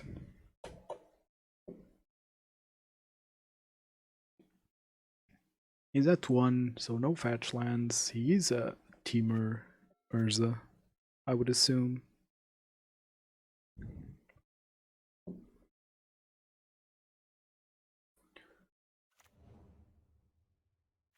Yeah, Temur Urza for sure.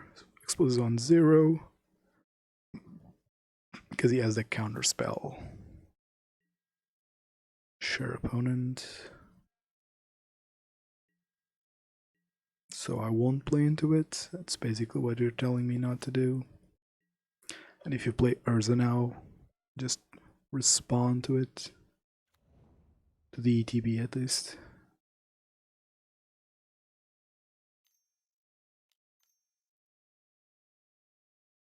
What's this? What's this?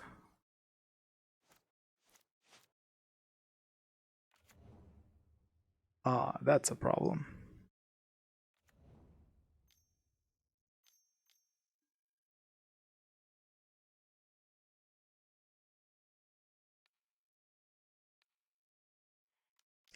I think this is the way, right?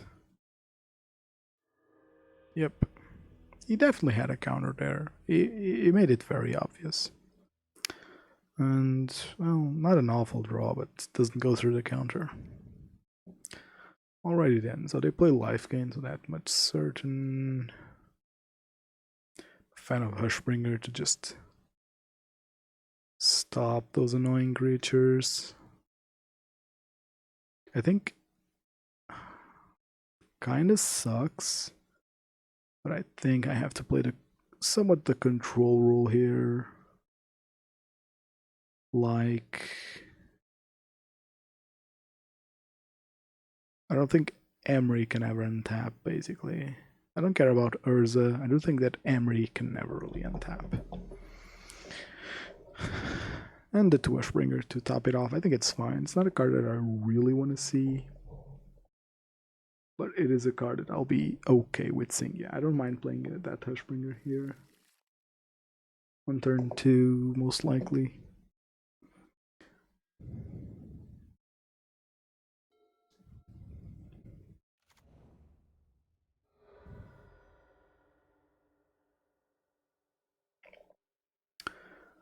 Wow, this is really off color.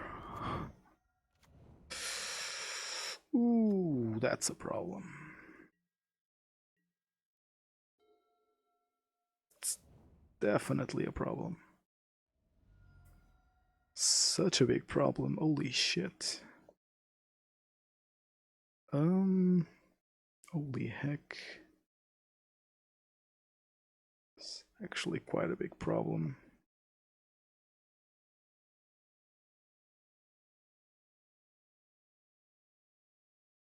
I think do I still play Swiftspear? It's not attacking. Or do I suspend the Rift Bolt?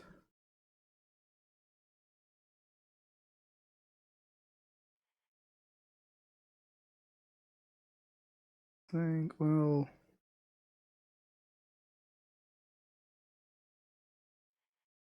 I think I suspend the Rift Bolt here. Like this Swifty not attacking on turn 1. Even though he did take a lot of pain from his mana base. I want to see what he does. If he just gains life here. Can't even do that. Oh, it's so fine. It's not even funny.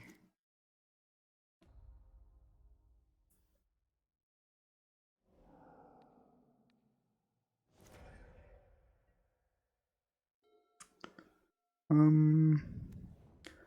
am playing the bird. Yeah, that bird needs to get bolted. That bird poops out anti-bolts. I'm playing the Hushbringer here because don't care too much if he wastes the mana to... Like, if he wastes a turn just killing my Hushbringer. And then I can untap, keep Skullcrack always up. Now he blasts the Hushbringer. It's fine.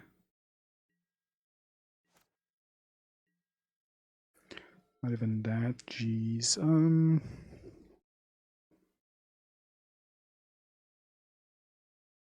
Guess I have to play the fetch, right?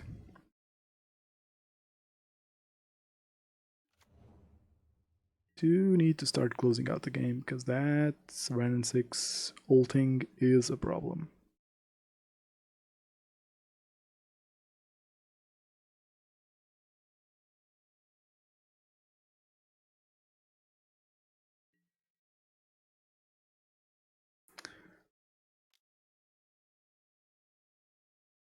He has Galvanic Blast for sure.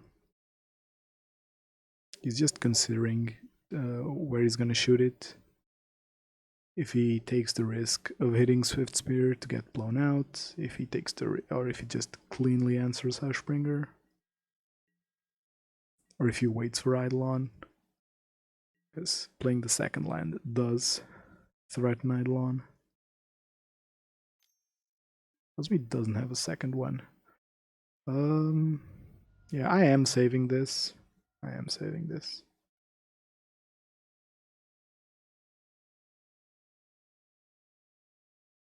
I think it's worth it to save my Swiftspear.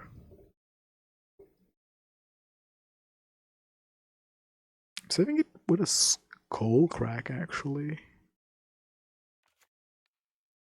I want Helix to be able to hit the board. Something tells me that him waiting means he does not have a second one. Why else would he wait? If he can untap and kill it and kill the Eidolon if I were to play it. It is very suspicious. It is very suspicious.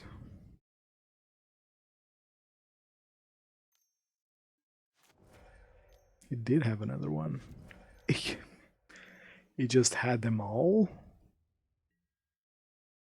Why wouldn't he? Why would he take that free damage? It's so weird.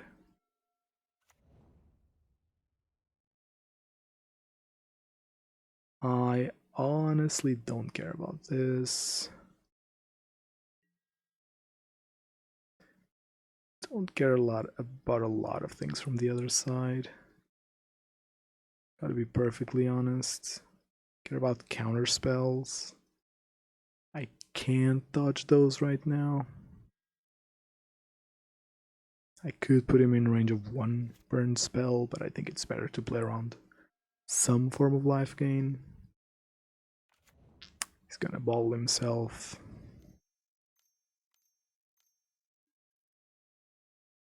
It's the Urza. This is fine.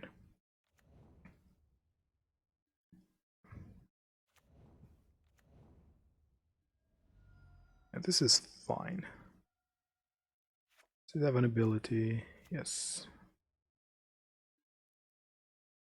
This is still fine.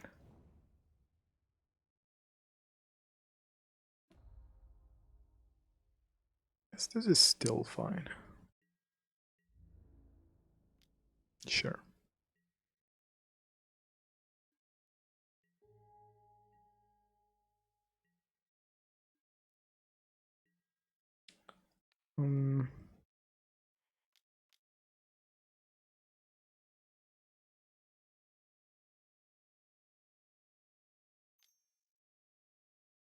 Does he have the counter here? I'm fine if he has the counter here. I don't really need to... Oh, yes, that fetch. That cycling fetch is going to be an issue.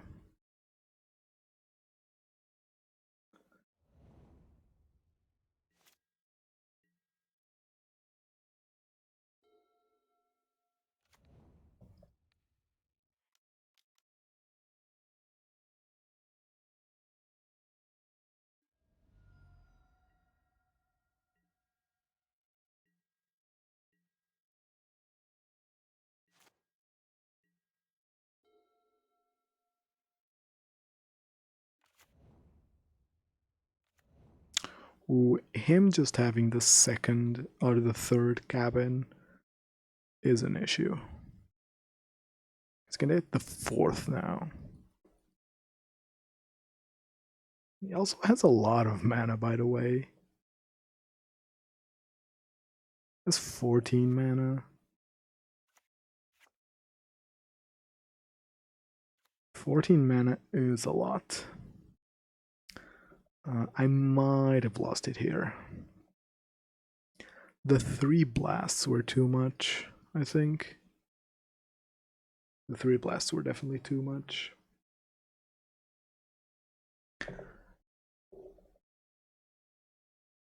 He kind of misplayed that by not blasting one of my dudes. He should have blasted Hushbringer and be at 5. Then I guess the way he did it meant he could always kill Swiftspear even over a spell. See, this is a problem.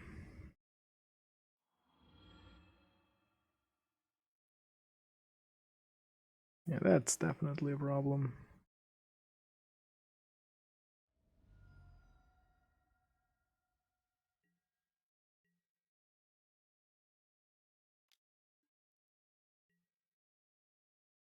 Yeah, the food tokens means is at effectively 10.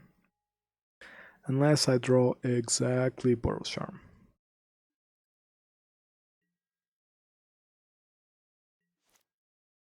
Which I took out, by the way. Right? I took them out, yeah. Ooh. Ooh. This kind of works. Not really. I needed 1 more mana. That is sad. That is sad. That's so sad. No, it's not enough. He cracks the other one now. He still goes to 7. And I die, because I'm at 2.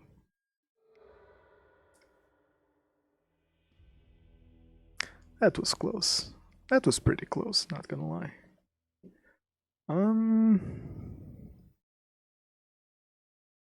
Honest to God, I like Hushbringer. Stops Emry, Goose, and Urza from generating too much value. I'd even play the 3rd if I could. Send's bad. Oh, this end's bad. Oh, this end's worse. Fuck. Okay. So I basically need my opponent to open with Goose. If my opponent doesn't open with Goose, I'm screwed. Well, I guess it's better to do it like this.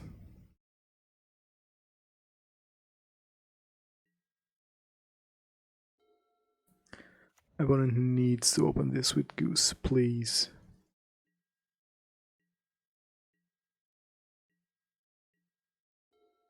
I need to find some actual gas. And that kind of works too.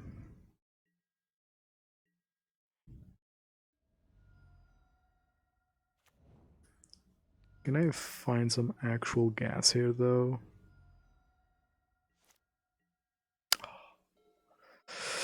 That's painful. That's very painful.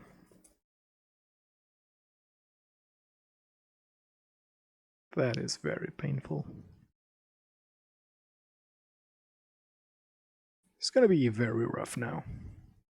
Drawing the 4th land on a Multi 6, which already had 4 lands, is gonna be the reason for my loss, basically. Can't go down to 5, I think, in that situation. My opponent still doesn't know about my flooding, which is fine. If like he doesn't play a Goose here, or heck, a Chalice, he then knows about my flood situation. And now he knows. Or at least he knows I have an answer and can play around it. Like, he can play a goose on 3, and if I kill the goose, he can just crack the clue, not the clue, the food for life.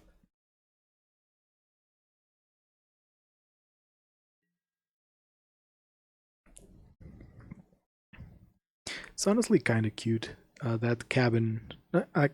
It's a bad thing for this matchup, but honestly think it's cute that cabin can come online and make 2 mana for Urza. It's a cool interaction. I'm a sucker for cool interactions.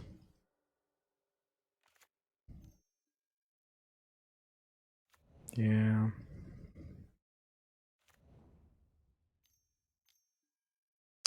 Oh. That's just a punt.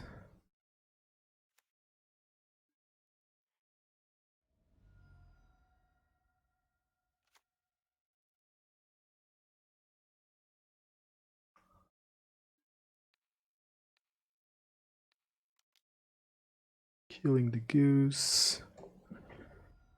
Oh, I'd love an Eidolon here.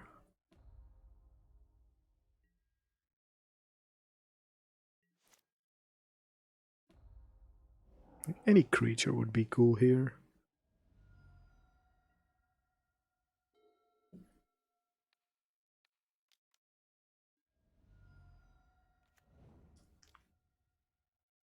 Doesn't matter because he now starts making food tokens and I drew lands. That's tilting. This is a mistake. Unless he's just winning a bajillion. This is a mistake. Yeah, this is just a mistake. I'm tapped out. I'm officially tapped out. He could have beat me here. He's not playing around. Bolt here and tap and win off of something. Yeah, Roiling does it, but need to draw it. I need to draw it.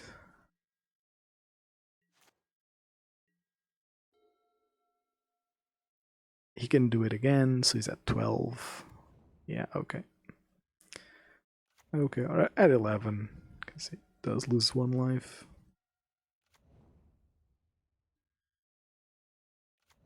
This is very tilting. This is very tilting. Emery, sure.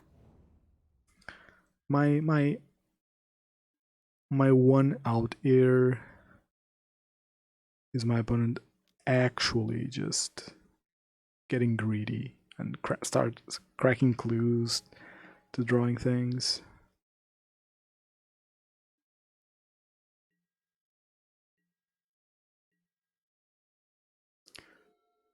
It's 7 lands.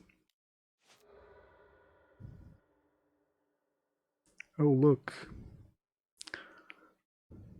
A card that dies to Galvanic Blast, which he has for sure. Hence why he was playing so conservatively in the early game. Taps Triumph for Blast. Puts Emery in front of it, really?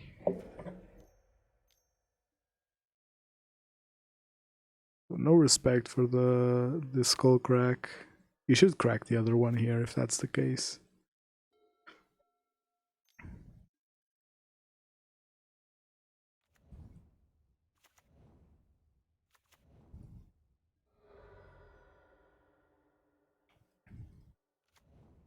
This was a really tilting game 3, to be honest. Like, game 1 and 2 were so interesting.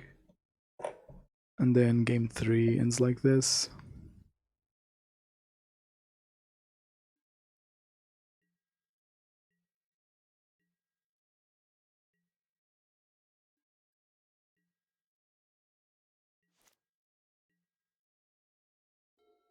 At least my opponent's giving me some time.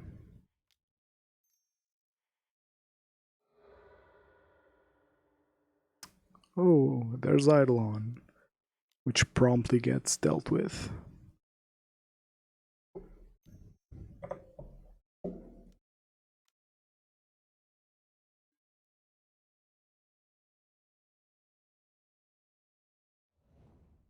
Oh, but if you had played your land so far, well, I've actually been playing them. Been cycling them. Now this should be game over. Like he can go.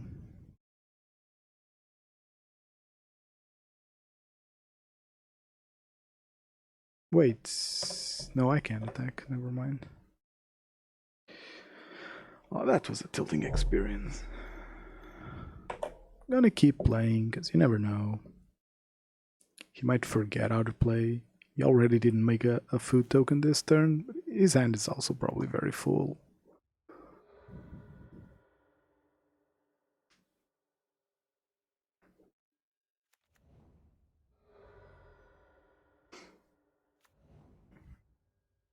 Yeah, okay, I'm never winning this now. Wow.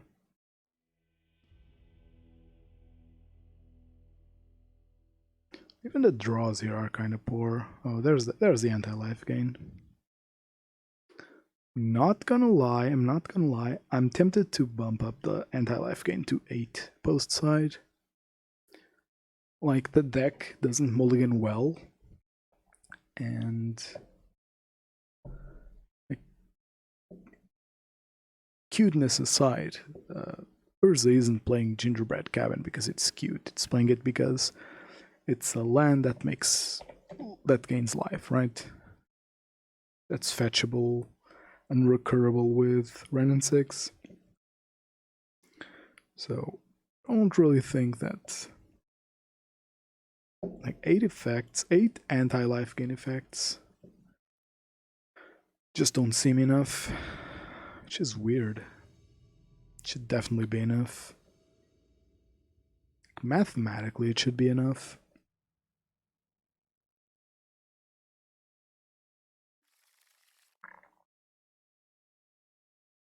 Up against Niv, another poor matchup.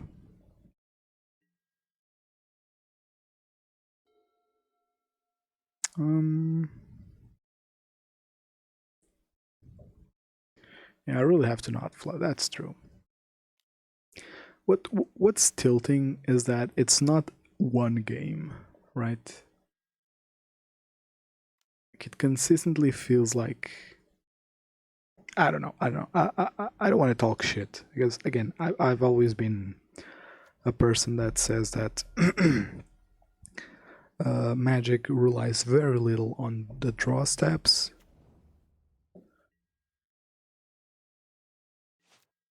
This bird is getting shot down for sure. As I was saying, I was always a person that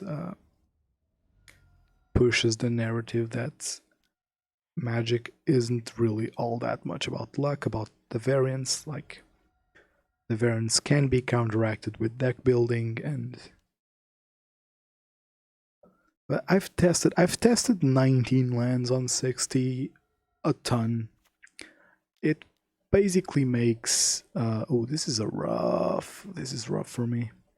It basically makes one-landers impossible to keep. Bolt, fuck. I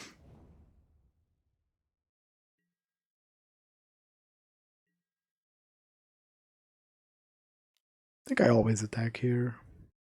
The block doesn't scare me, and he probably doesn't block exactly.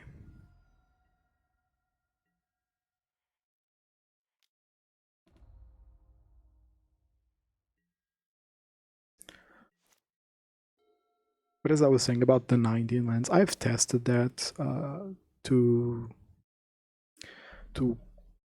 some extent. It never really worked. It makes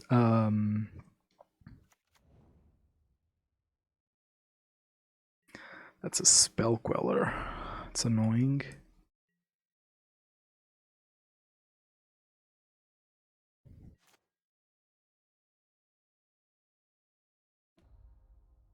Wait, this is lethal.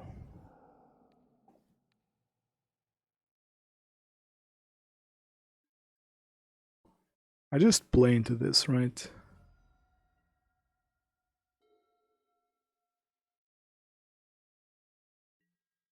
if he has like a 1 mana, if he has like a spell snare, I'm never getting this Skullcrack resolved, basically.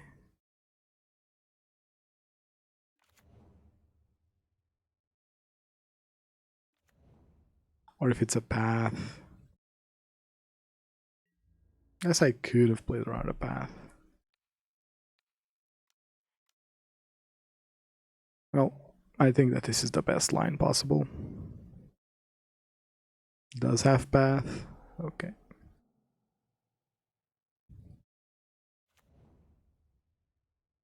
Still goes down to 3, so I still have lethal in here.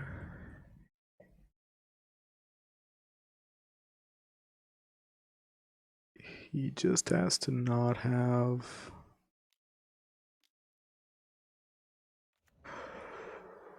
Well, that puts him out of lethal range. Definitely puts him out of lethal range. See what that... Oh, that actually kills me next turn, right?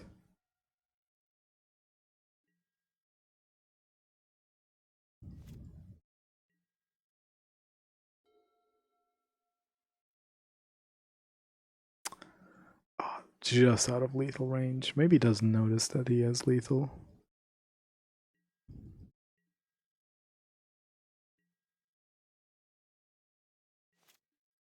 I did play into path. Like I can't complain. I did play into path.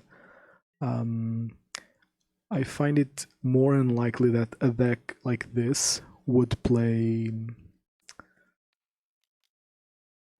Spell Snare. If he has the Queller.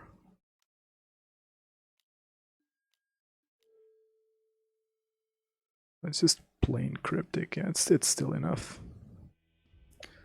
I assume that Spell Queller... Like, I got afraid of Spell Queller. That's why I tried to go for it. But I guess that the way he cracked that land made it obvious he had... It made it pretty obvious he had the...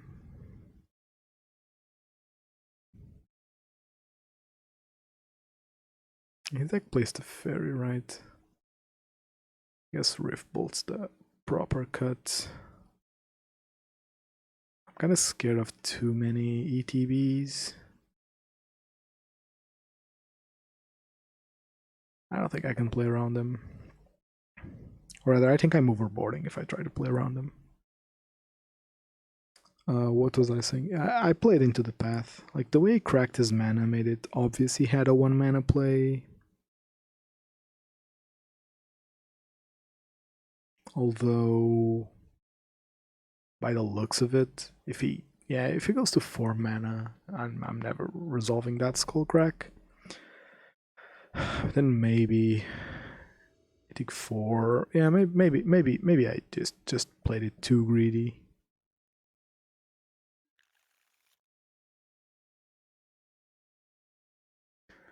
That one feels bad, but not as bad.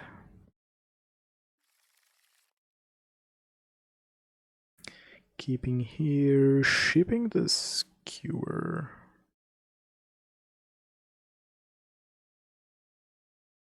Or the Helix. Here's the thing, if he plays a bird, I would like to play, well, guess this is better. Less conditional.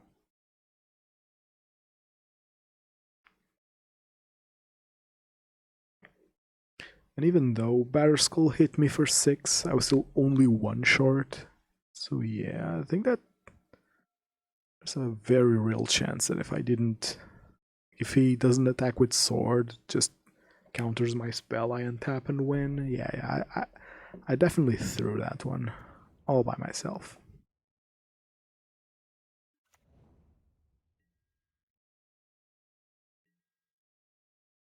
So I can't really complain about that one.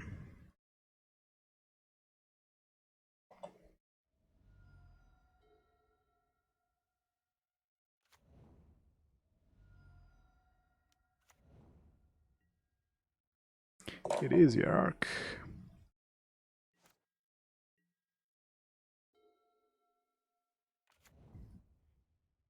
Oh, I have a Helix for this exact reason. If he plays a Stoneforge, I can still kill it.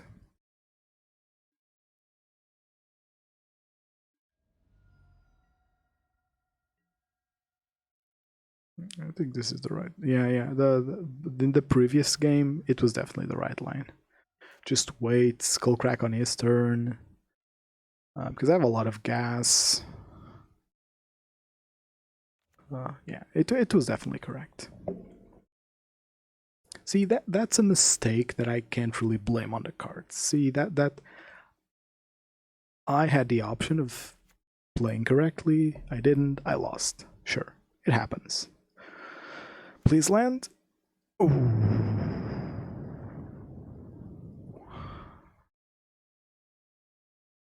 This tells me mana leak. I'm not gonna play into a mana leak. Oh fuck! I meant to attack. I definitely meant to attack. Maybe not. I did. Oh, that would have been that. Because now that has Death Touch. Oh, not yet. Okay, it's fine.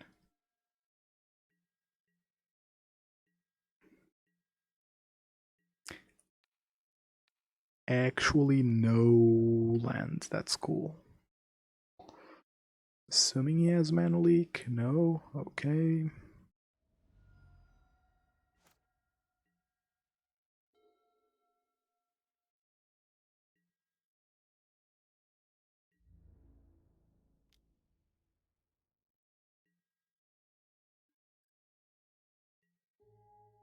Still doesn't have that touch, which is fine. If he had a second one, that could have been scary. He should still be at 7. Oh, he finally found the land.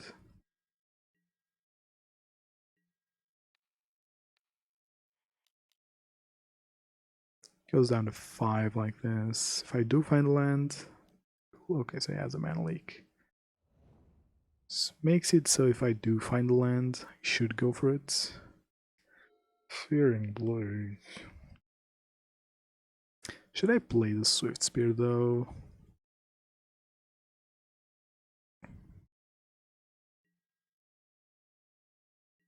I feel like I can play the Swiftspear.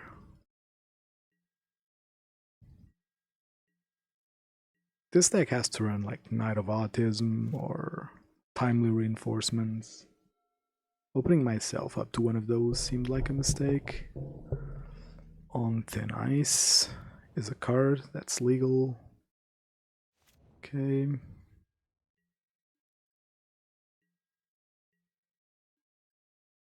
I think I do this with the first one, seems okay. Man can't be made of mana leaks.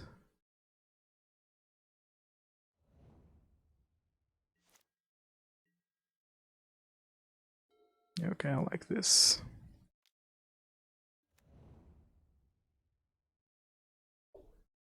Might have Timely here, or to Fairy. Or just plain old Stoneforge. Celestial Purge, okay, that's fine.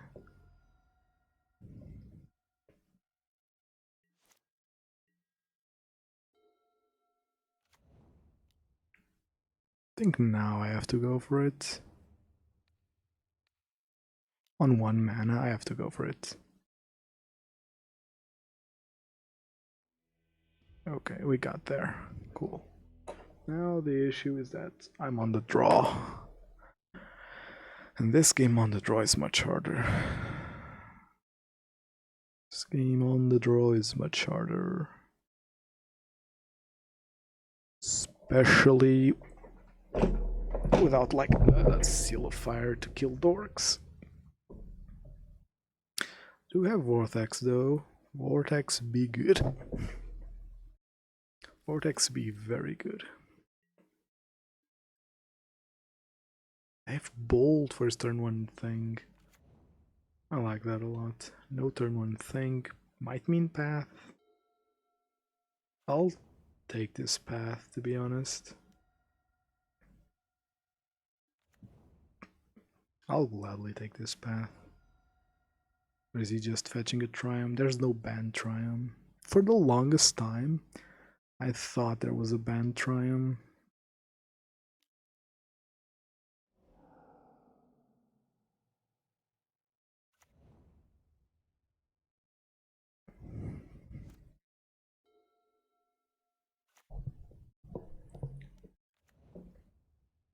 Okay, cool story, bro. I think I kill that still.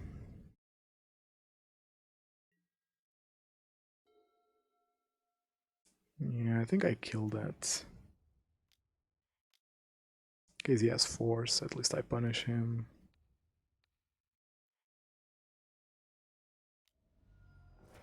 I think it's a good call to kill that because that Batterskull still races like heck. Sorry, I'm moving my microphone because it's covering my screen. I don't want that.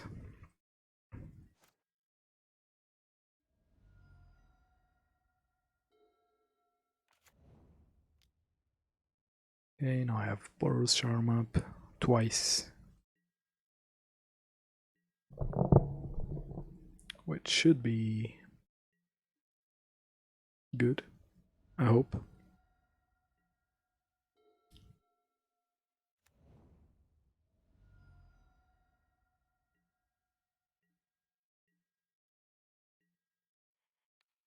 The very weird chart. It's probably a cryptic command, but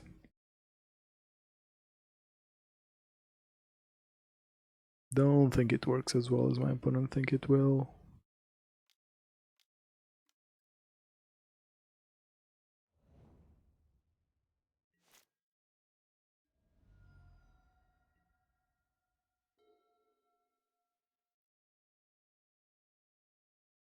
I have any reason to fire anything now.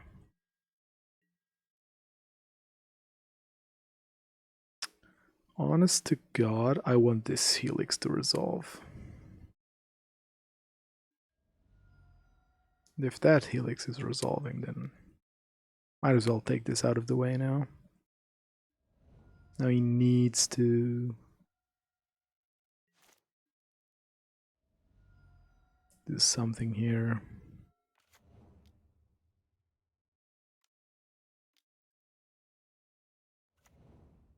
It's not enough.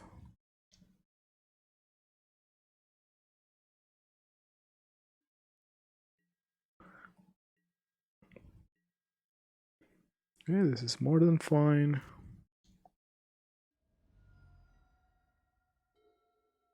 A little less than ideal, but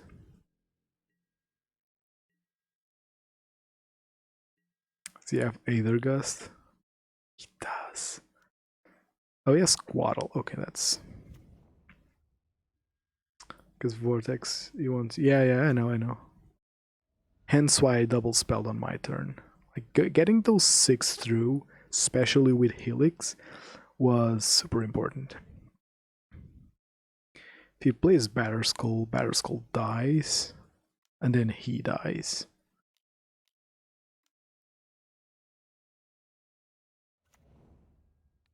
I won't give him a chance to answer that.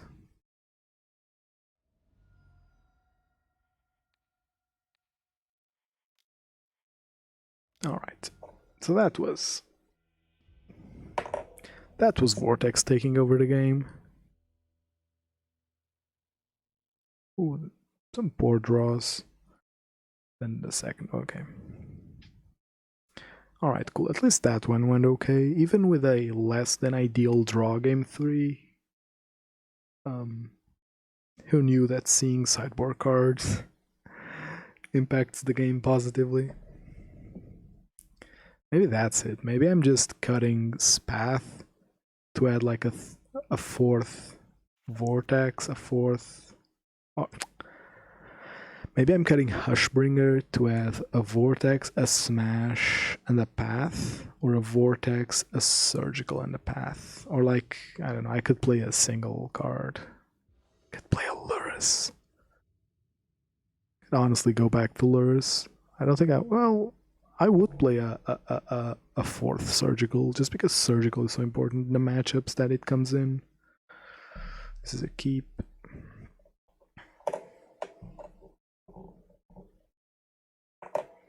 Like, I don't mind seeing multiples of any of those. It is true that sometimes you lose to seeing multiples of those, because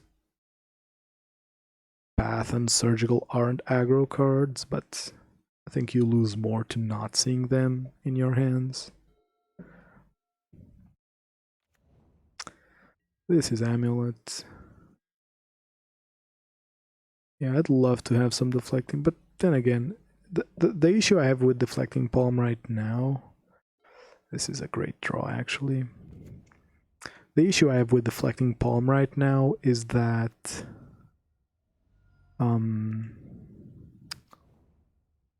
like, honest to God, Hammer just disappeared. And what was the other one? Like, Hammer and Belcher just disappeared. And if Hammer and Belcher aren't in the meta, Deflecting Palm loses some of its magic, because you aren't stealing those games away. This is awkward. This is very awkward. So, opponent... Sorry?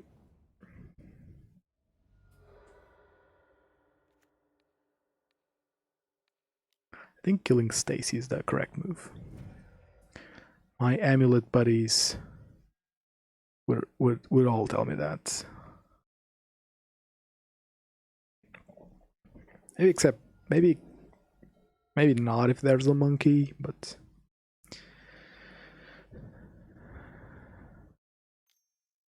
still doesn't have an ideal hand, I think. Can I kill this monkey? Should I kill this monkey?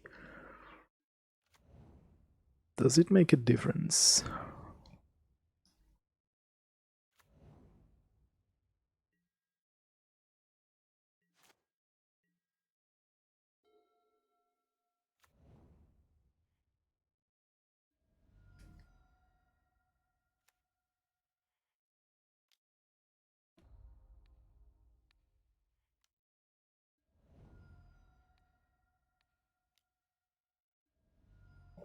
So one Radiant Fountain doesn't do it, is my logic here. Did that kind of fast, but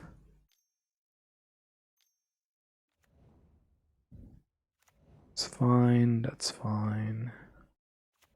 That's fine. That's fine. Whatever you do here, it's fine. Again, one Radiant Fountain is not enough.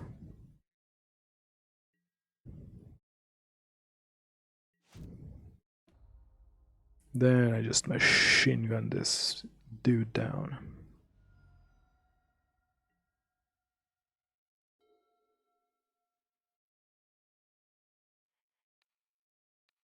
Yes, going for Xaxes. Honestly, maybe I shouldn't have gone for Xaxes.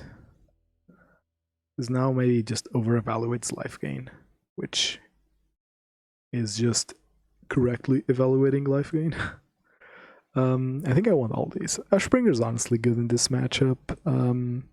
If their Titan doesn't have the ETB, I gain one more turn, and Hushbringer usually hits for at least 2 in those situations. Honestly, I want to cut Goblin Guide. Goblin Guide is just bad in this matchup, especially on the draw.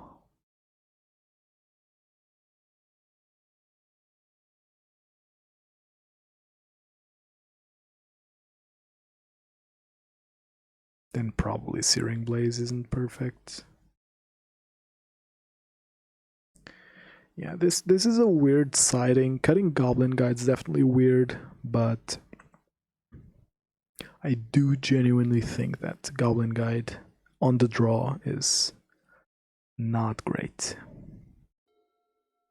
But see, the minute I cut Destructive Revelry, I play against a matchup where Revelry is actually good.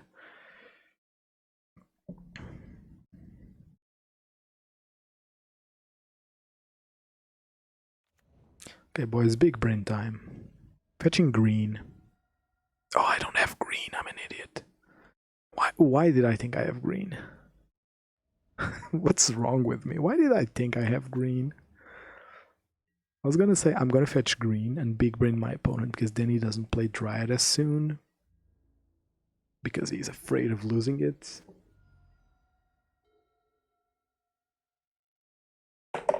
It's fine. If this is a Dryad, I can live with that. I can still live with that.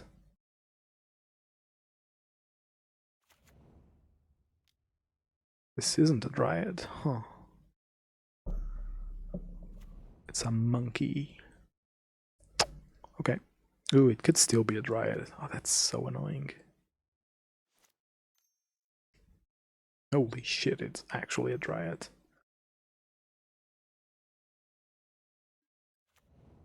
Oh, it's a Zuza. Actually, much easier to deal with.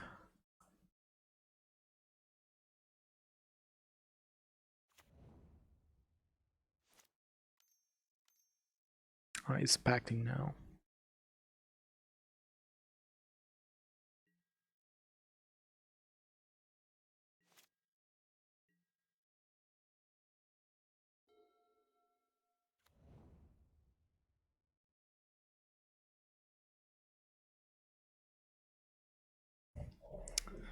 Huh. Would he pact? Would my opponent pact? Or a Baloth? He would, wouldn't he? I guess I still like this play.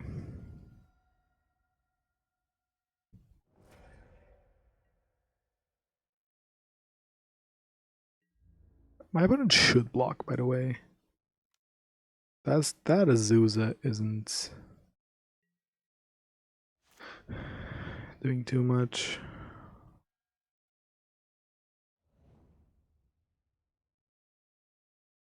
Did I miss? Okay. He just drew it. He might have lethal here.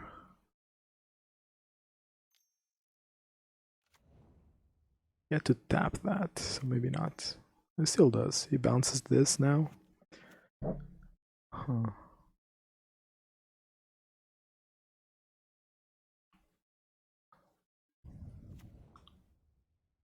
Does he have lethal now? I think my opponent screwed up.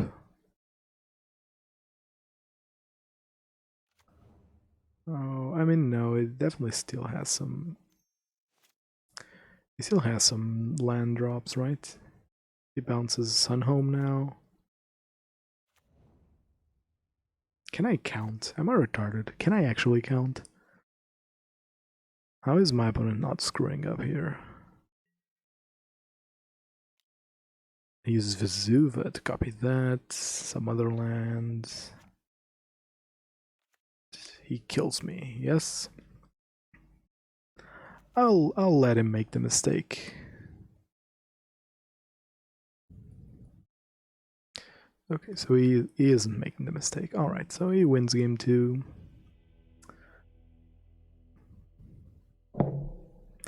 There's a very strong argument that I should have spiked attack if he blocks I kill Azusa, but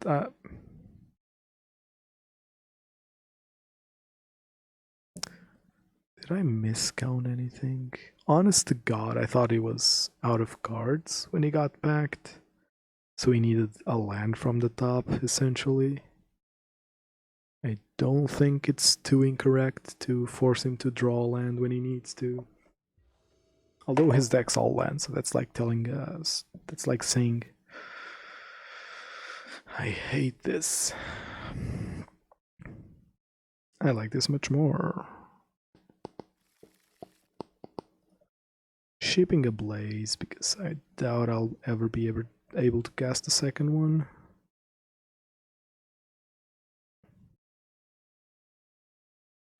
Yeah, maybe forcing my Amulet 30 land opponent to find a land is a bit too naive. So yes, I definitely got greedy. Did he West? Did he play Talaria West to pack to a land? Ooh.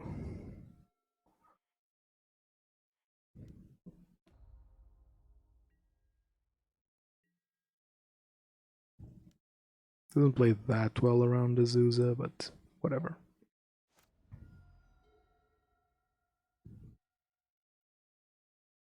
The Searing Blaze is too important.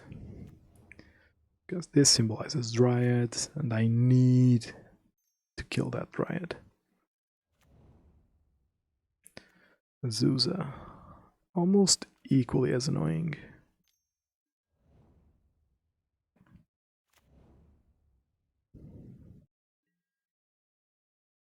Okay, so he has Titan next turn. Never misses, huh? It's a lie, I missed game 1, so shouldn't be crying.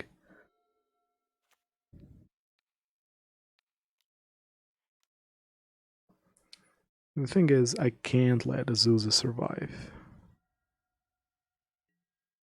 Too much gas.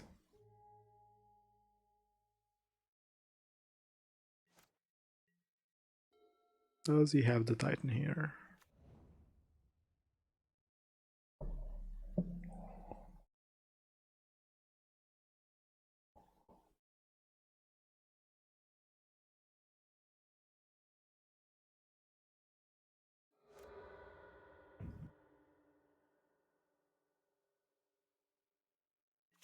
That means no. Oh. Boys. We beat Amulet.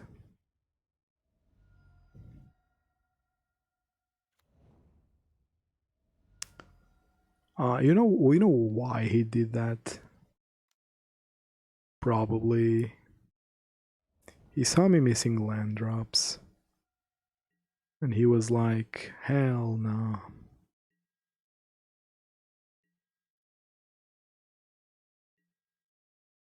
Am I scared of anything here? I guess I should play around Weather the Storm.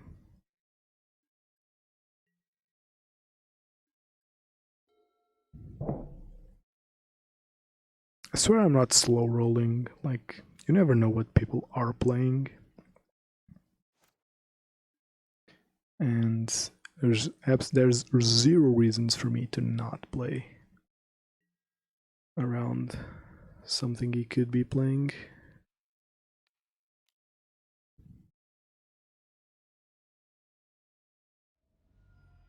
Alright, we're drawing lethal either way. Some good draws there. Alright. So yeah, it just didn't have it. That's the issue with Amulet, right?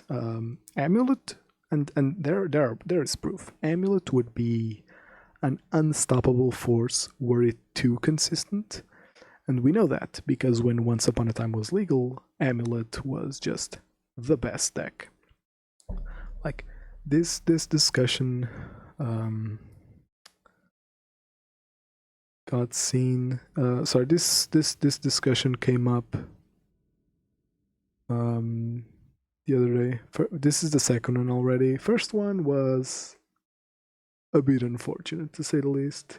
So match 1, Eldrazi Tron. Match 2, Eldrazi Tron.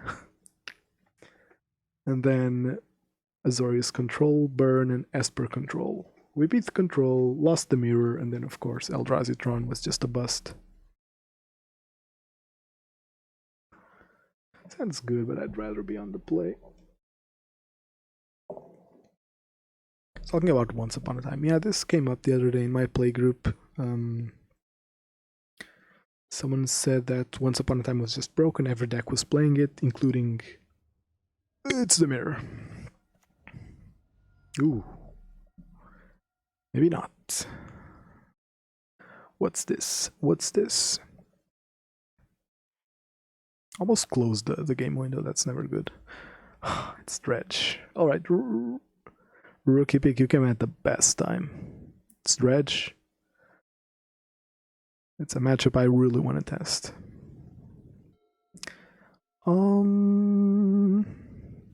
Guess this is fine. Probably losing game 1, like 100% of the time.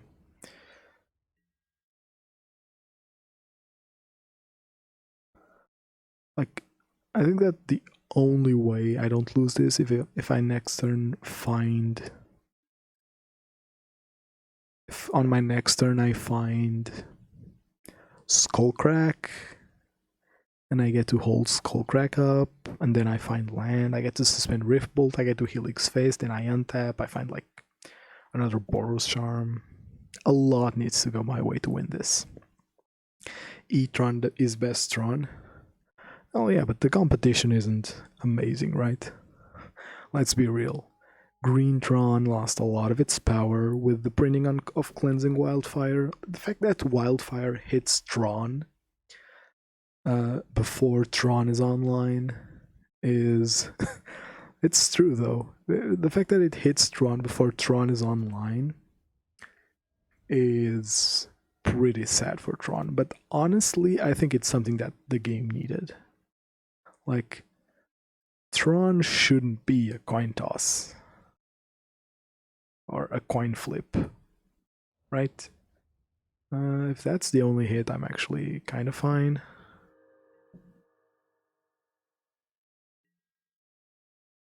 No oxen. Ooh. Has life from the loam.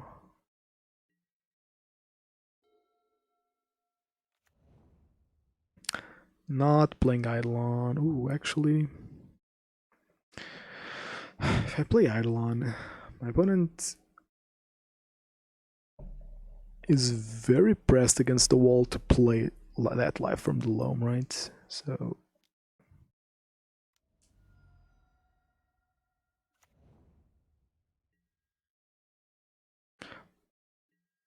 this might be a mistake. I want to test it out. I genuinely want to test it out. That makes it fine. That's actually really scary if my opponent... If my opponent conflags for 0, that's still fine. There's one in the grave now. Okay, so now we can just blow my board. Oh, there's another chill. Back up to 20.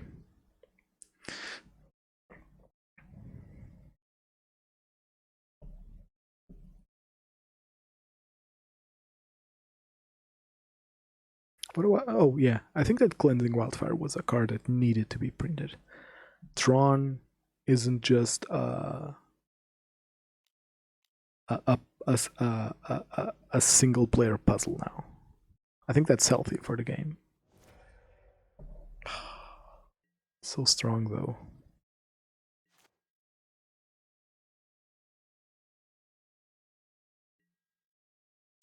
He's still no walks. Still no walks makes me not sad.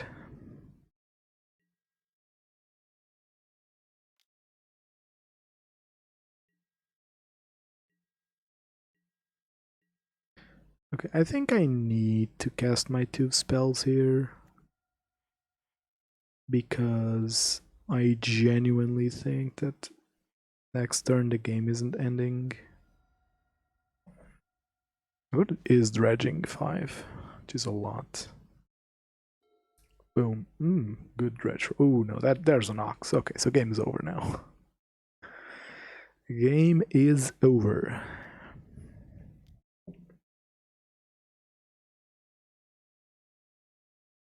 Okay, what's the legitimacy, is that a word? Of me just clearing the board?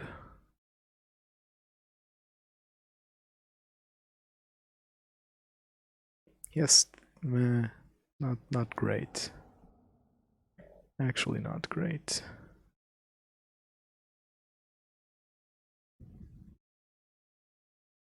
Wow, wait a minute. Oh, there's a Creeping Chill. Right at the end. this game is over, right? Can basically never come back from this. And the Bloodghast can start coming back next turn. Yowza.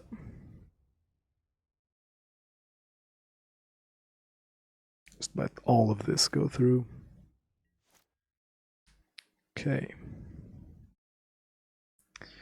Alright, I can never win this with damage now. Because I'm losing next turn 2 damage.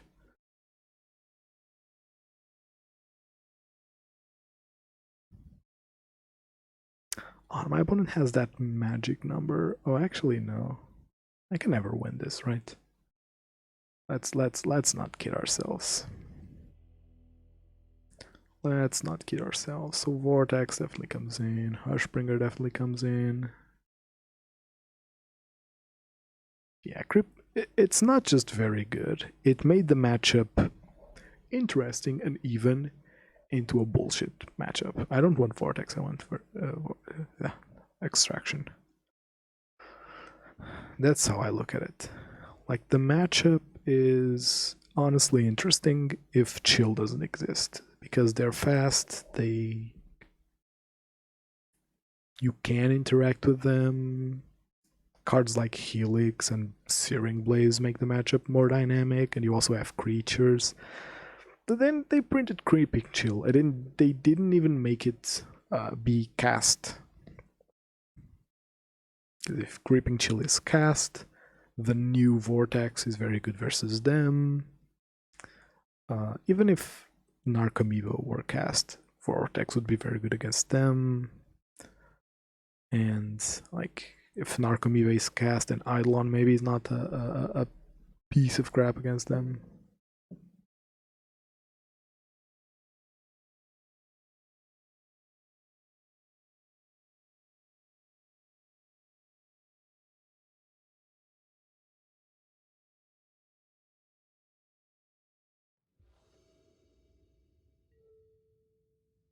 Yeah, fingers crossed that Surgical works well.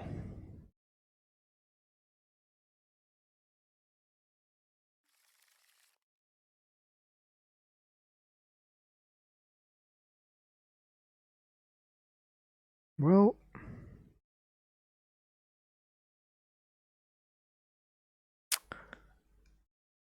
that isn't great. But it's for science. The matchup is bad enough that I'm gonna risk this. Play tapped land, play Hushbringer. My opponent molted 3, so there's a chance that his game just doesn't work. Although he will be happy about this. Burn going tapped land is a dream for some.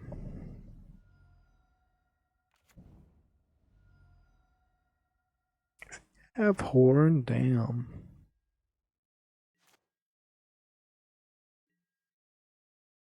That's a decent draw.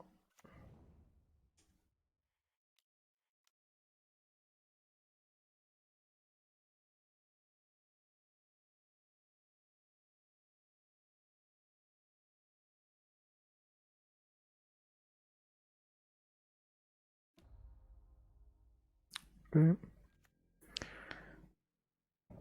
Good, nice try. If he has Axe, I'll cry. Or Mult for 3, you shouldn't have anything like playable in hand.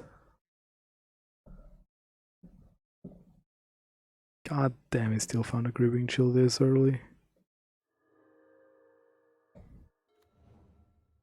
Yep, that doesn't trigger Amalgam.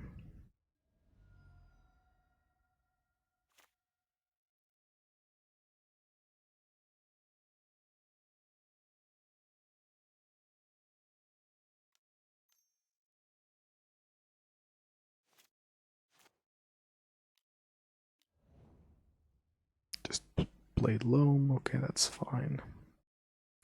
I want to draw Surgical. There are worse draws.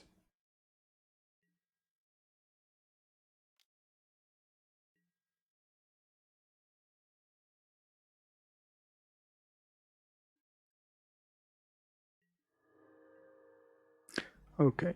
Honestly, I need to play around Conflagrate.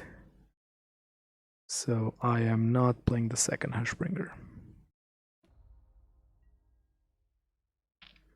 If he mills Conflagrate here or with Loam, I just walked into that one. I can't really complain. God damn it, Napa.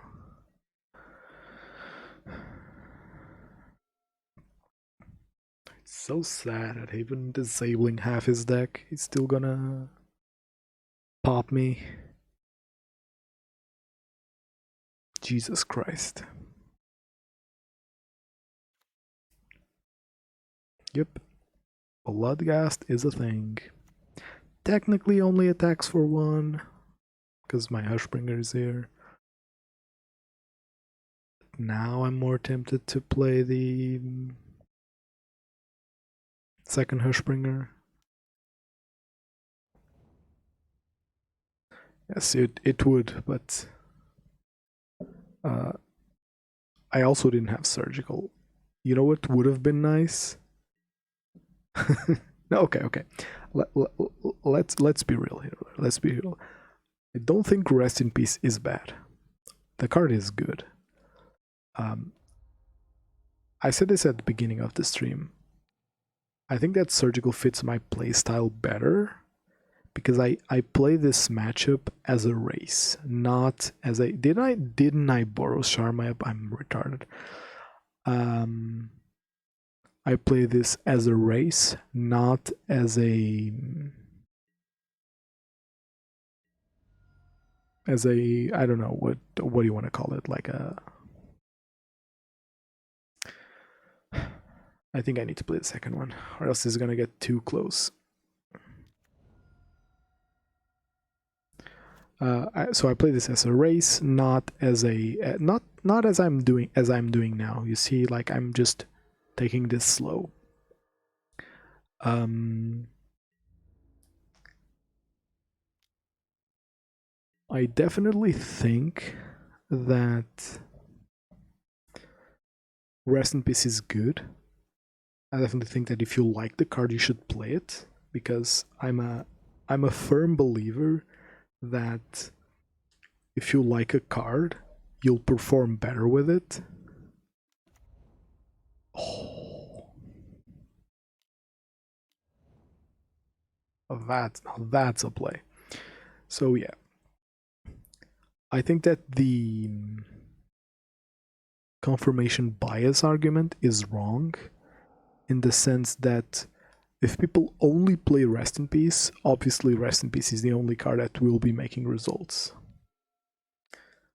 I don't think it's wrong to say that that's what happens. I also think that no, in this specific game, yeah, Rest in Peace turn 2 would have been better than a Surgical on turn 2. But again, I play for my opener and maybe 3 cards, not for like the top 20 cards. What that means, Conflag is looking kind of real here. What that means is that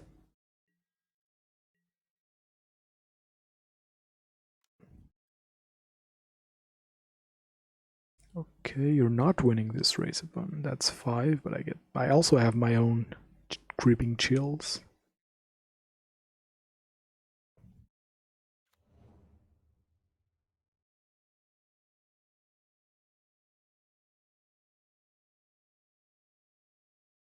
So my argument here is that what is my argument here?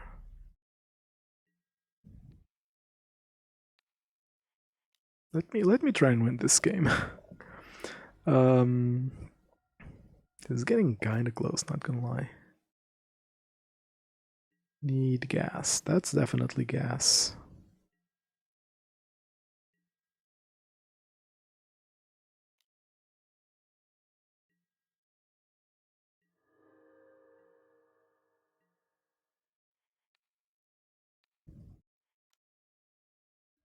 This puts him at 5, which means if he cracks that Foothills, I win. It's unlikely he will, but... Ah, god damn it.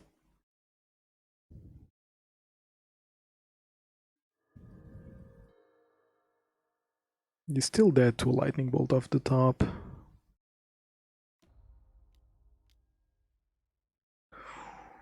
Stink with Imp is definitely something.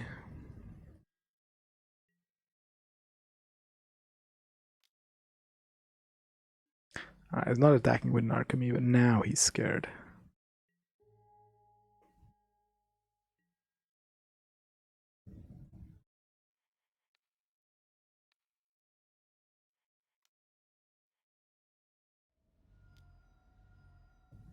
Another Boros Charm? Oh, I would love it.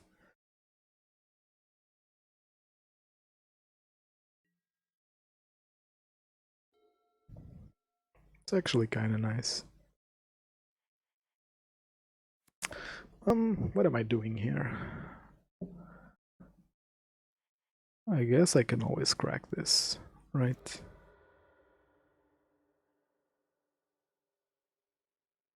If I play Swiftspear, I attack.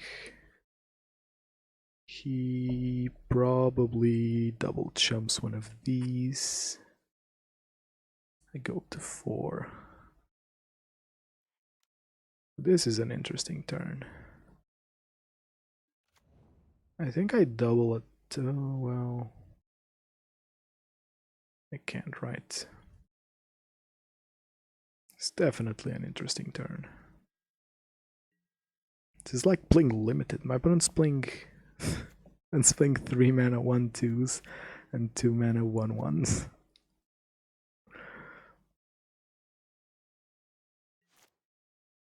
I'm saving this because I play Searing Blaze. I only took out 1. 2. So I have 1. So. Oh, he found Conflag. GG. Maybe didn't notice it. Yes, he did. See, this is my issue with playing this slow.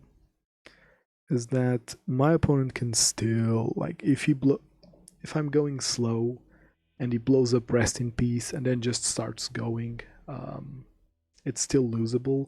I think that if you're going fast and you hit Gripping Chill with Surgical, like, because they can't afford to play conservatively with their lands, they fetch the shock frequently. I think that's when you steal games. But again, that's my issue with the matchup, and that's why I play it the way I play it. And you could argue that Hushbringer is not a good card to play the matchup like I like to play it. Like if those Hushbringer were burn spells, or I don't know, the Eidolon. I don't even know. I seriously need to win this one. It ends terrible. It ends a little less than terrible. Yeah, this is a one-lander that you gotta keep.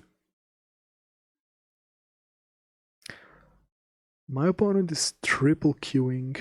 Jesus.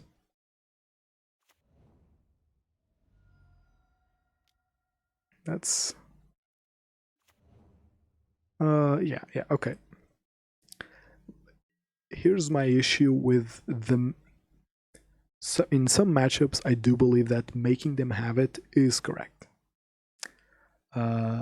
Against Burn, making us have the, for example, the Skullcrack or the Boros Charm is a good play. We don't draw cards, so making us have it is a legitimately play. Making us have a Bolt isn't that great because like we play 20 of them, so that's a little less legitimate. But making us have a specific spell is a good play. Making Dredge have their anti... ooh, that's a good draw. What can I do with just blue? Nothing, right?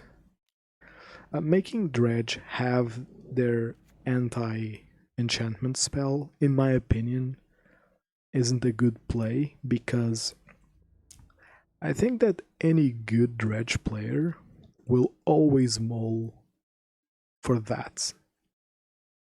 Right? I think they will always mull for the Nature's Claim. Like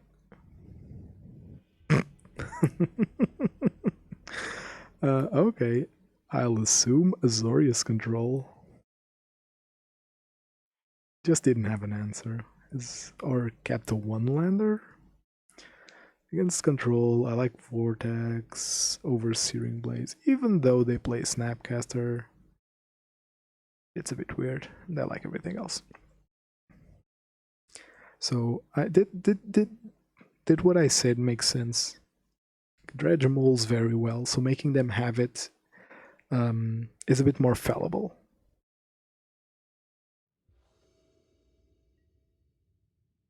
No, I kept those 6 because it had 2 Hushbringers, and I thought it would have been enough. And let's be real, it was almost enough. Like, I'm not mad about losing that Dredge matchup. I don't like this hand. I like this hand much more. It's gotta be Helix, sadly. As I said, I don't mind losing that last matchup. I didn't mind losing the Dredge matchup that I lost the other day. Yeah, the match, it's good Magic. Like, it feels bad to lose because they have like a free spell that randomly hates us. Oh, that's different. It feels bad, but this is most likely a bolt, but I will play into it because I want my Eidolon to not get bolted. Just need a land, please. Ah. So if he has a bolt here, I'll be pretty mad. Alright. Oh, perfect. Can I draw a land, please? Oh well.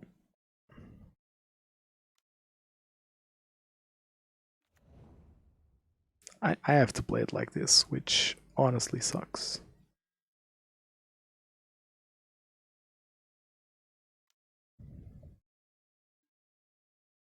Honestly sucks.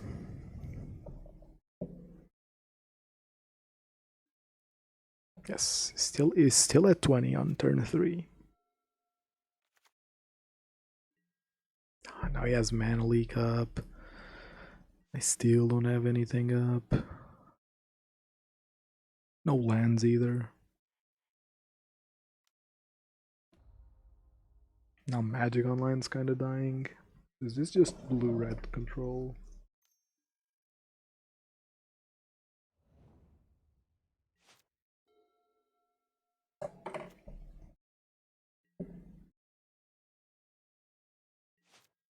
Now he has Snap Bolt. Oh. This game is definitely not going Millhouse. Guys, we drew first blood. I guess he had we had a non-game one, so it makes sense we were having a non-game too, even though my keep was okay. Like, was honestly okay.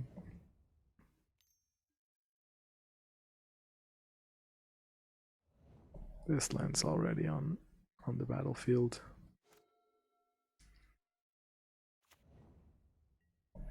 That's a cryptic command if I've ever seen one. Oh hey, more incastables.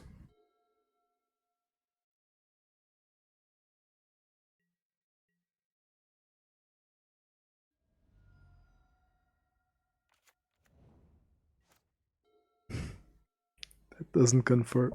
That's not a comfortable thought. I know they're all gonna be coming at the same time.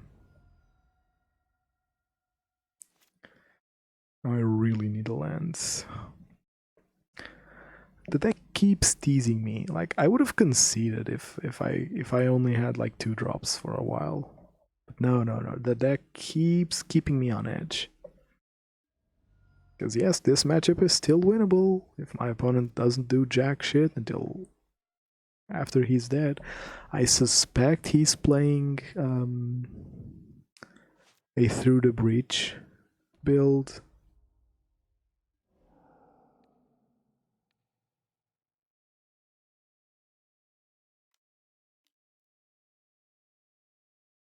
Oh, son of a bitch. Son of a bitch.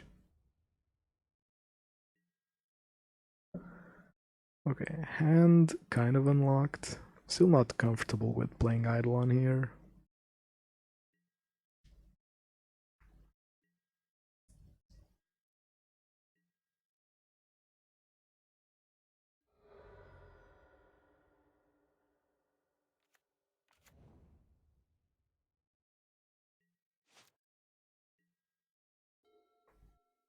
Maybe I can Boros Charm him. Oh, that's a Behold the Multiverse. Cute.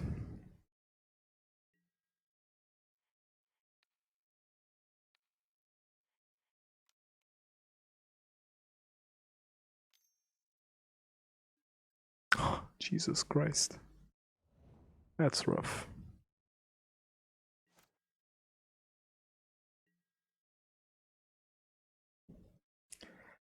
I guess I play. He has 2 cards in hand. He has a Suspend the Multiverse. That's not the name of the card. Behold the Multiverse. Suspended. So I think this is fine.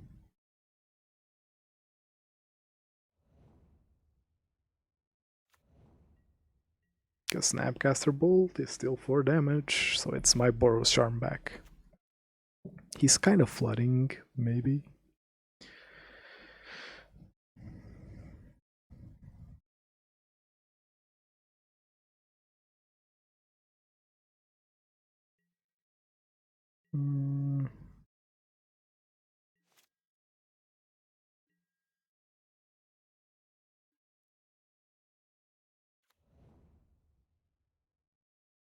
I don't want to let my guard down. I assume he has Through the Breach.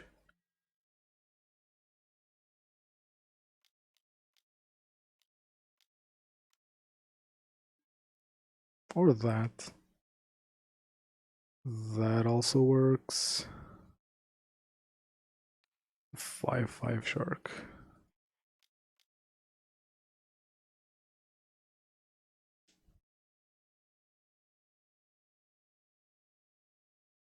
That's a 5/5 Shark. I didn't attack because of Snapcaster. I think it's pretty obvious you can never really attack here. See, if he has a force, I'll take it. I only need to pass 2 damage here.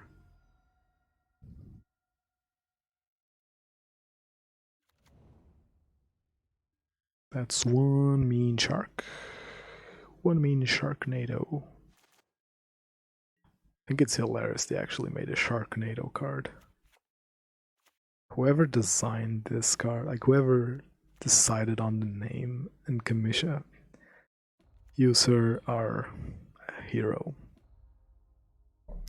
Bounce my Eidolon. So he definitely has a cryptic command in hand. Right.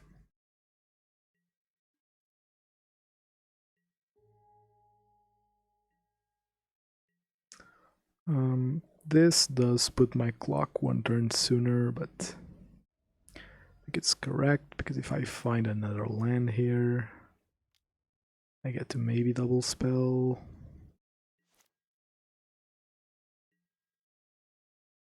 Still get double spell, maybe.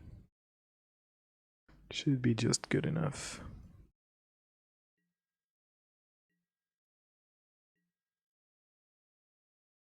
I have 4 spells, I only need to resolve 3 of them. Not the best odds, but Maybe also not the worst odds.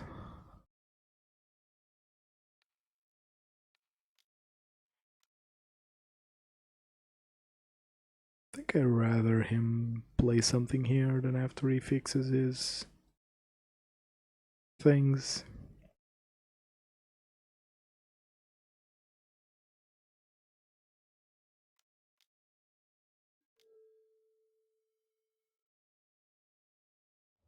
Okay, that's fine.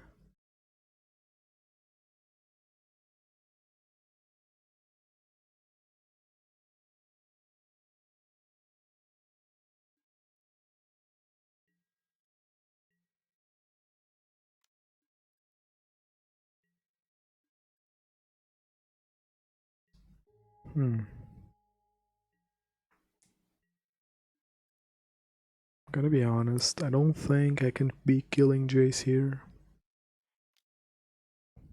Don't think I can be killing Jace here. Jesu. I don't think I can be doing anything here. I think I'm just gonna lose. Took me too much time to find a second land. So yeah, that's still this game. Wow. Okay, sure.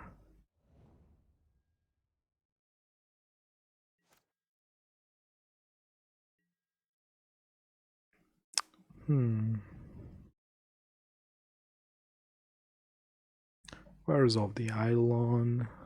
It's still just Bant. Yeah, that's really like a great play.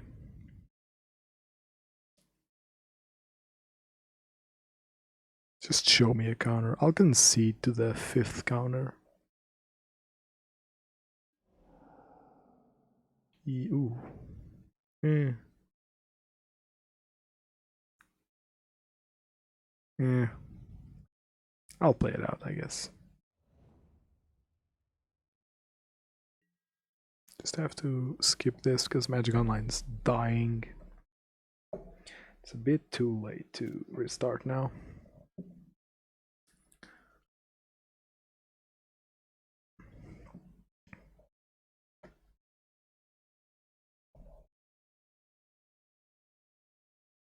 Thinking about the Temur Urza matchup, that was not only art to watch, but art to play. Bolt, Lava Spike.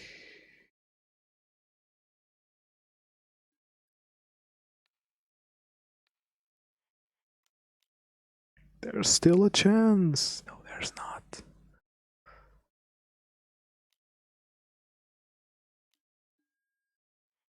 Yes, no chance. Finding the second land is kind of important. If that Eidolon hits sooner, damn. Damn. Maybe there's no argument to playing the Skullcracks, but then again, there's no argument to play anything else. Every spell seems worse than Skullcrack. Skullcrack is doing the job of a lightning strike here. His hand is okay. He needs exactly Spell Snare. So that's fine. I would hope. Draw go. I mean, is this a hand I want to draw the 3rd land with? Probably not. Nah, I know some control players. They truly enjoy just playing draw go and never letting the opponent do anything. I don't know why they enjoy it. I know they enjoy it. You know, you could make the same argument for us, like that we're just chucking spells. That's not fun.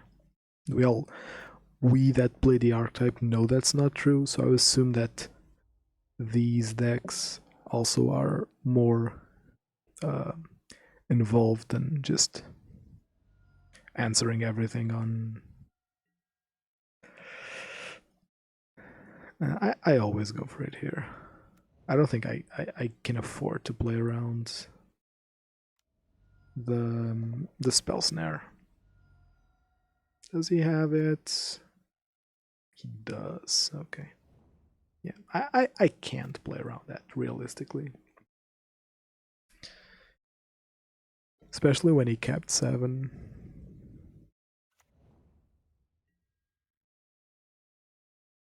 Untapped reds. Jesus. Alright.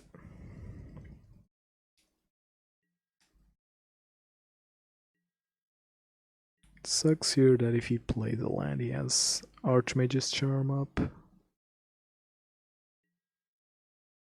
Do I Boros Charm now and make like his?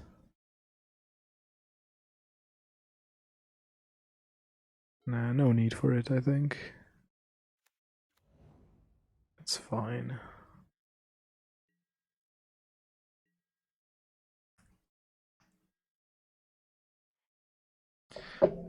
Okay, real talk. Do I just hold up spells here?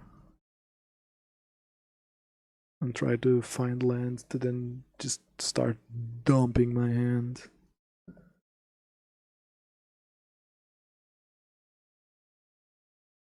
I think that's genuinely, legitimately correct. Like, hold things. Like, sure, it would have felt good to play Swiftspear, Lava Spike, Go. But in this case, I honestly like this. Now has Cryptic Command opens. I am gonna try and pull a counter from Boros Charm.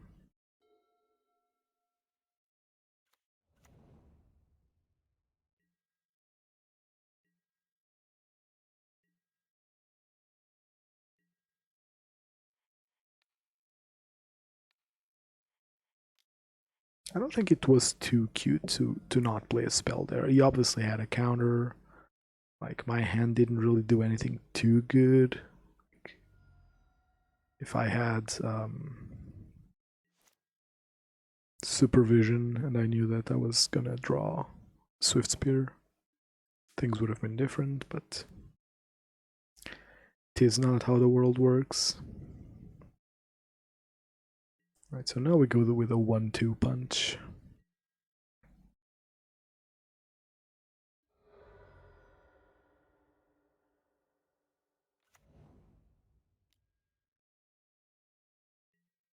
I think this dude has an Archmage's Charm somewhere.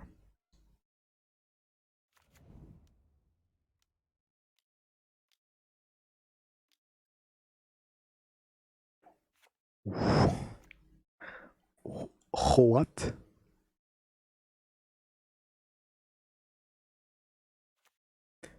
This dude actually tap out for Rawl? Seriously? Does he just not have anything? Did I big brain myself? Obviously has something. My hand expertly plays around. My hand expertly plays around triple force.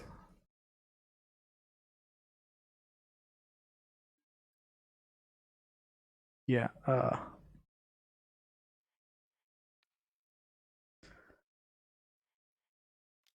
don't get it either.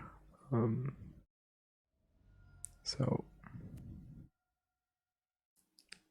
can't really be too sure what he's doing.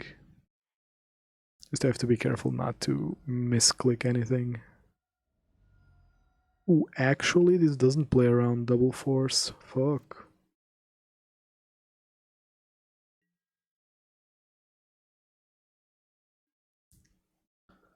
This is a problem. I can't skewer if this doesn't hit. He definitely has 1 force.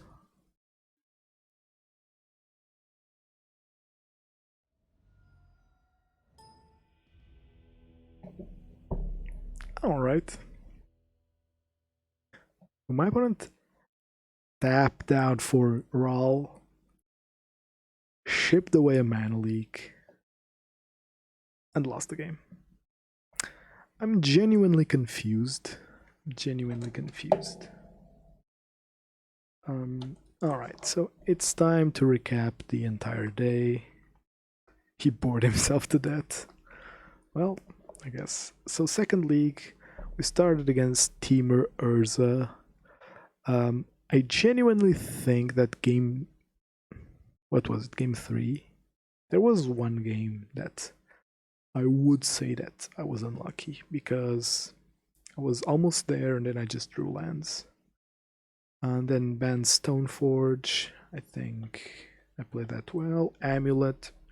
My opponent was unlucky. Just got beaten by his own deck, by his own inconsistency, which is how the deck loses sometimes. Then Dredge.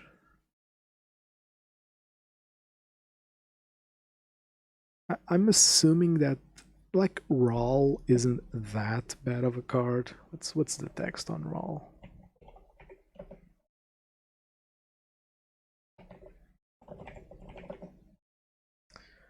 So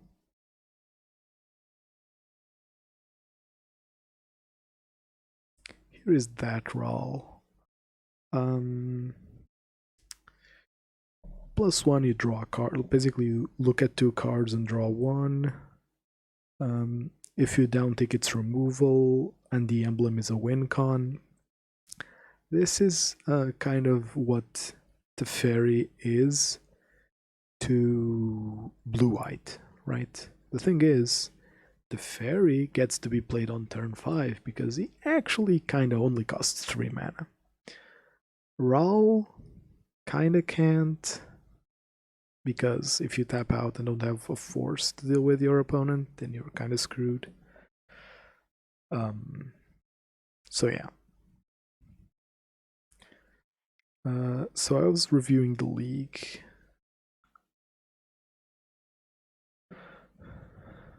4 damage. Yeah. You don't play Rawl for the ultimate. You play Rawl for the control elements, the uptick and the downtick. But again, you can play it on turn. Like my opponent misplayed, right? Wait, let me talk about the Dredge matchup. The Dredge matchup, sadly, I honestly think that sadly, Dredge game 1 is unbeatable because you just have too much. Game 2 was super interesting. Honest to God, I liked that matchup. Even though I lost, it was an interesting game of Magic. It's still a hard one to beat. Graveyard hate choice aside, it's still a hard matchup to beat. And then blue-red control. So I was gonna say, my opponent definitely misplayed. He could have just waited. Like if he just waits, like he was at what? At 10? He was at 10. I had a handful of cards. He should never tap out. Like that Rawl should come on the table when he has like Archmage's Charm and a Force ready to be played. So 1 for his turn, 1 for my turn. That's how that Rawl gets played. Other than that, I don't think you're playing that Rawl. Either way, for those that weren't here, first league was Eldrazi Tron, blue-white control. Actual good matchup. Not good matchup, a good game of Magic there. A good match of Magic that was. My opponent got super salty. I advise you to watch that one. Then we lost against the Mirror. Core did tons of work for my opponent, that's true. But then again, if Core is only winning 1 matchup, which is already pretty even, I don't think it's worth to spend 3 or 4 slots in it. And then Esper control. Not really sure what my opponent was doing, but that felt kind of easy. So that was today. I still feel like, I don't know, I'm not super happy with the list. Like, I start every day saying that I'm happy with the list, but then by the end of the day, I'm not. Like, I've yet to play against Tribal. I'm tempted to cut Hushbringer altogether. And rebuild from there. Like 4th copies wouldn't be awful. Probably Surgical, because Dredge is a harder matchup. I don't hate playing 4th copies, but I'm not sure. Really not sure. I'll leave it like that for now, but this is some consideration for Wednesday. I'm not sure what I'm going to be doing Wednesday. By the way, if you watch the stream, if you like hanging out, you know that I like making that little segment before leagues. It's just, I don't know, it's fun. If you have any suggestions for those, I'm all ears. Path and Hush seems less relevant lately. Yeah, for sure. Hush has felt like a cute card more and more than something I really need. My issue with this last slot is that, what am I playing? What am I losing against? Besides cheesy enchantment decks. Heliod Dredge. And I've been dropping mirrors lately, which, you know, it's understandable because I'm refusing to play the mirror tech, but I don't know. I think I like the 4th Vortex, probably 4th Path. Am I crazy for wanting to play the 4 copies of things?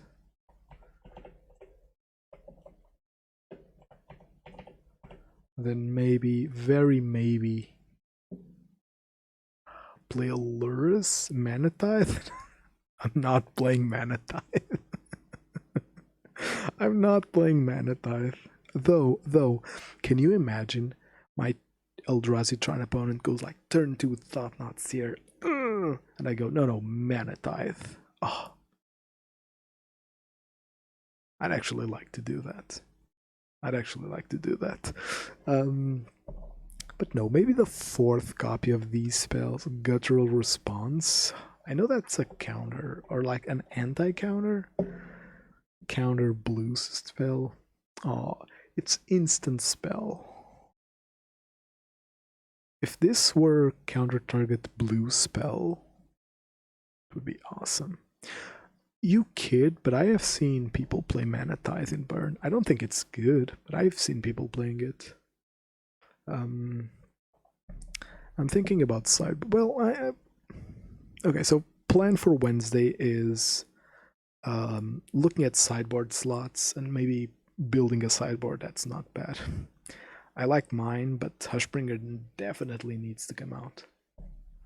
Maybe I'm also playing Deflecting Palm. That deals with stuff. That could be an idea, but I'll think about it on Wednesday. Either way, don't forget to subscribe to my YouTube channel where I post all the VODs. Lately I've been taking longer to upload them, but that's because yeah, Deflecting Palm is a cool one to include. Maybe I'll think about it. I've been taking more than usual to post my VODs, but that's because I had a busy week plus weekend. You can also follow me on Twitch, which, you know, you can always heckle me when I'm screwing up matches, which has been pretty frequent. So, you know, if you're not watching this live, you're losing the opportunity to heckle me live. Come on, that's a pretty big opportunity.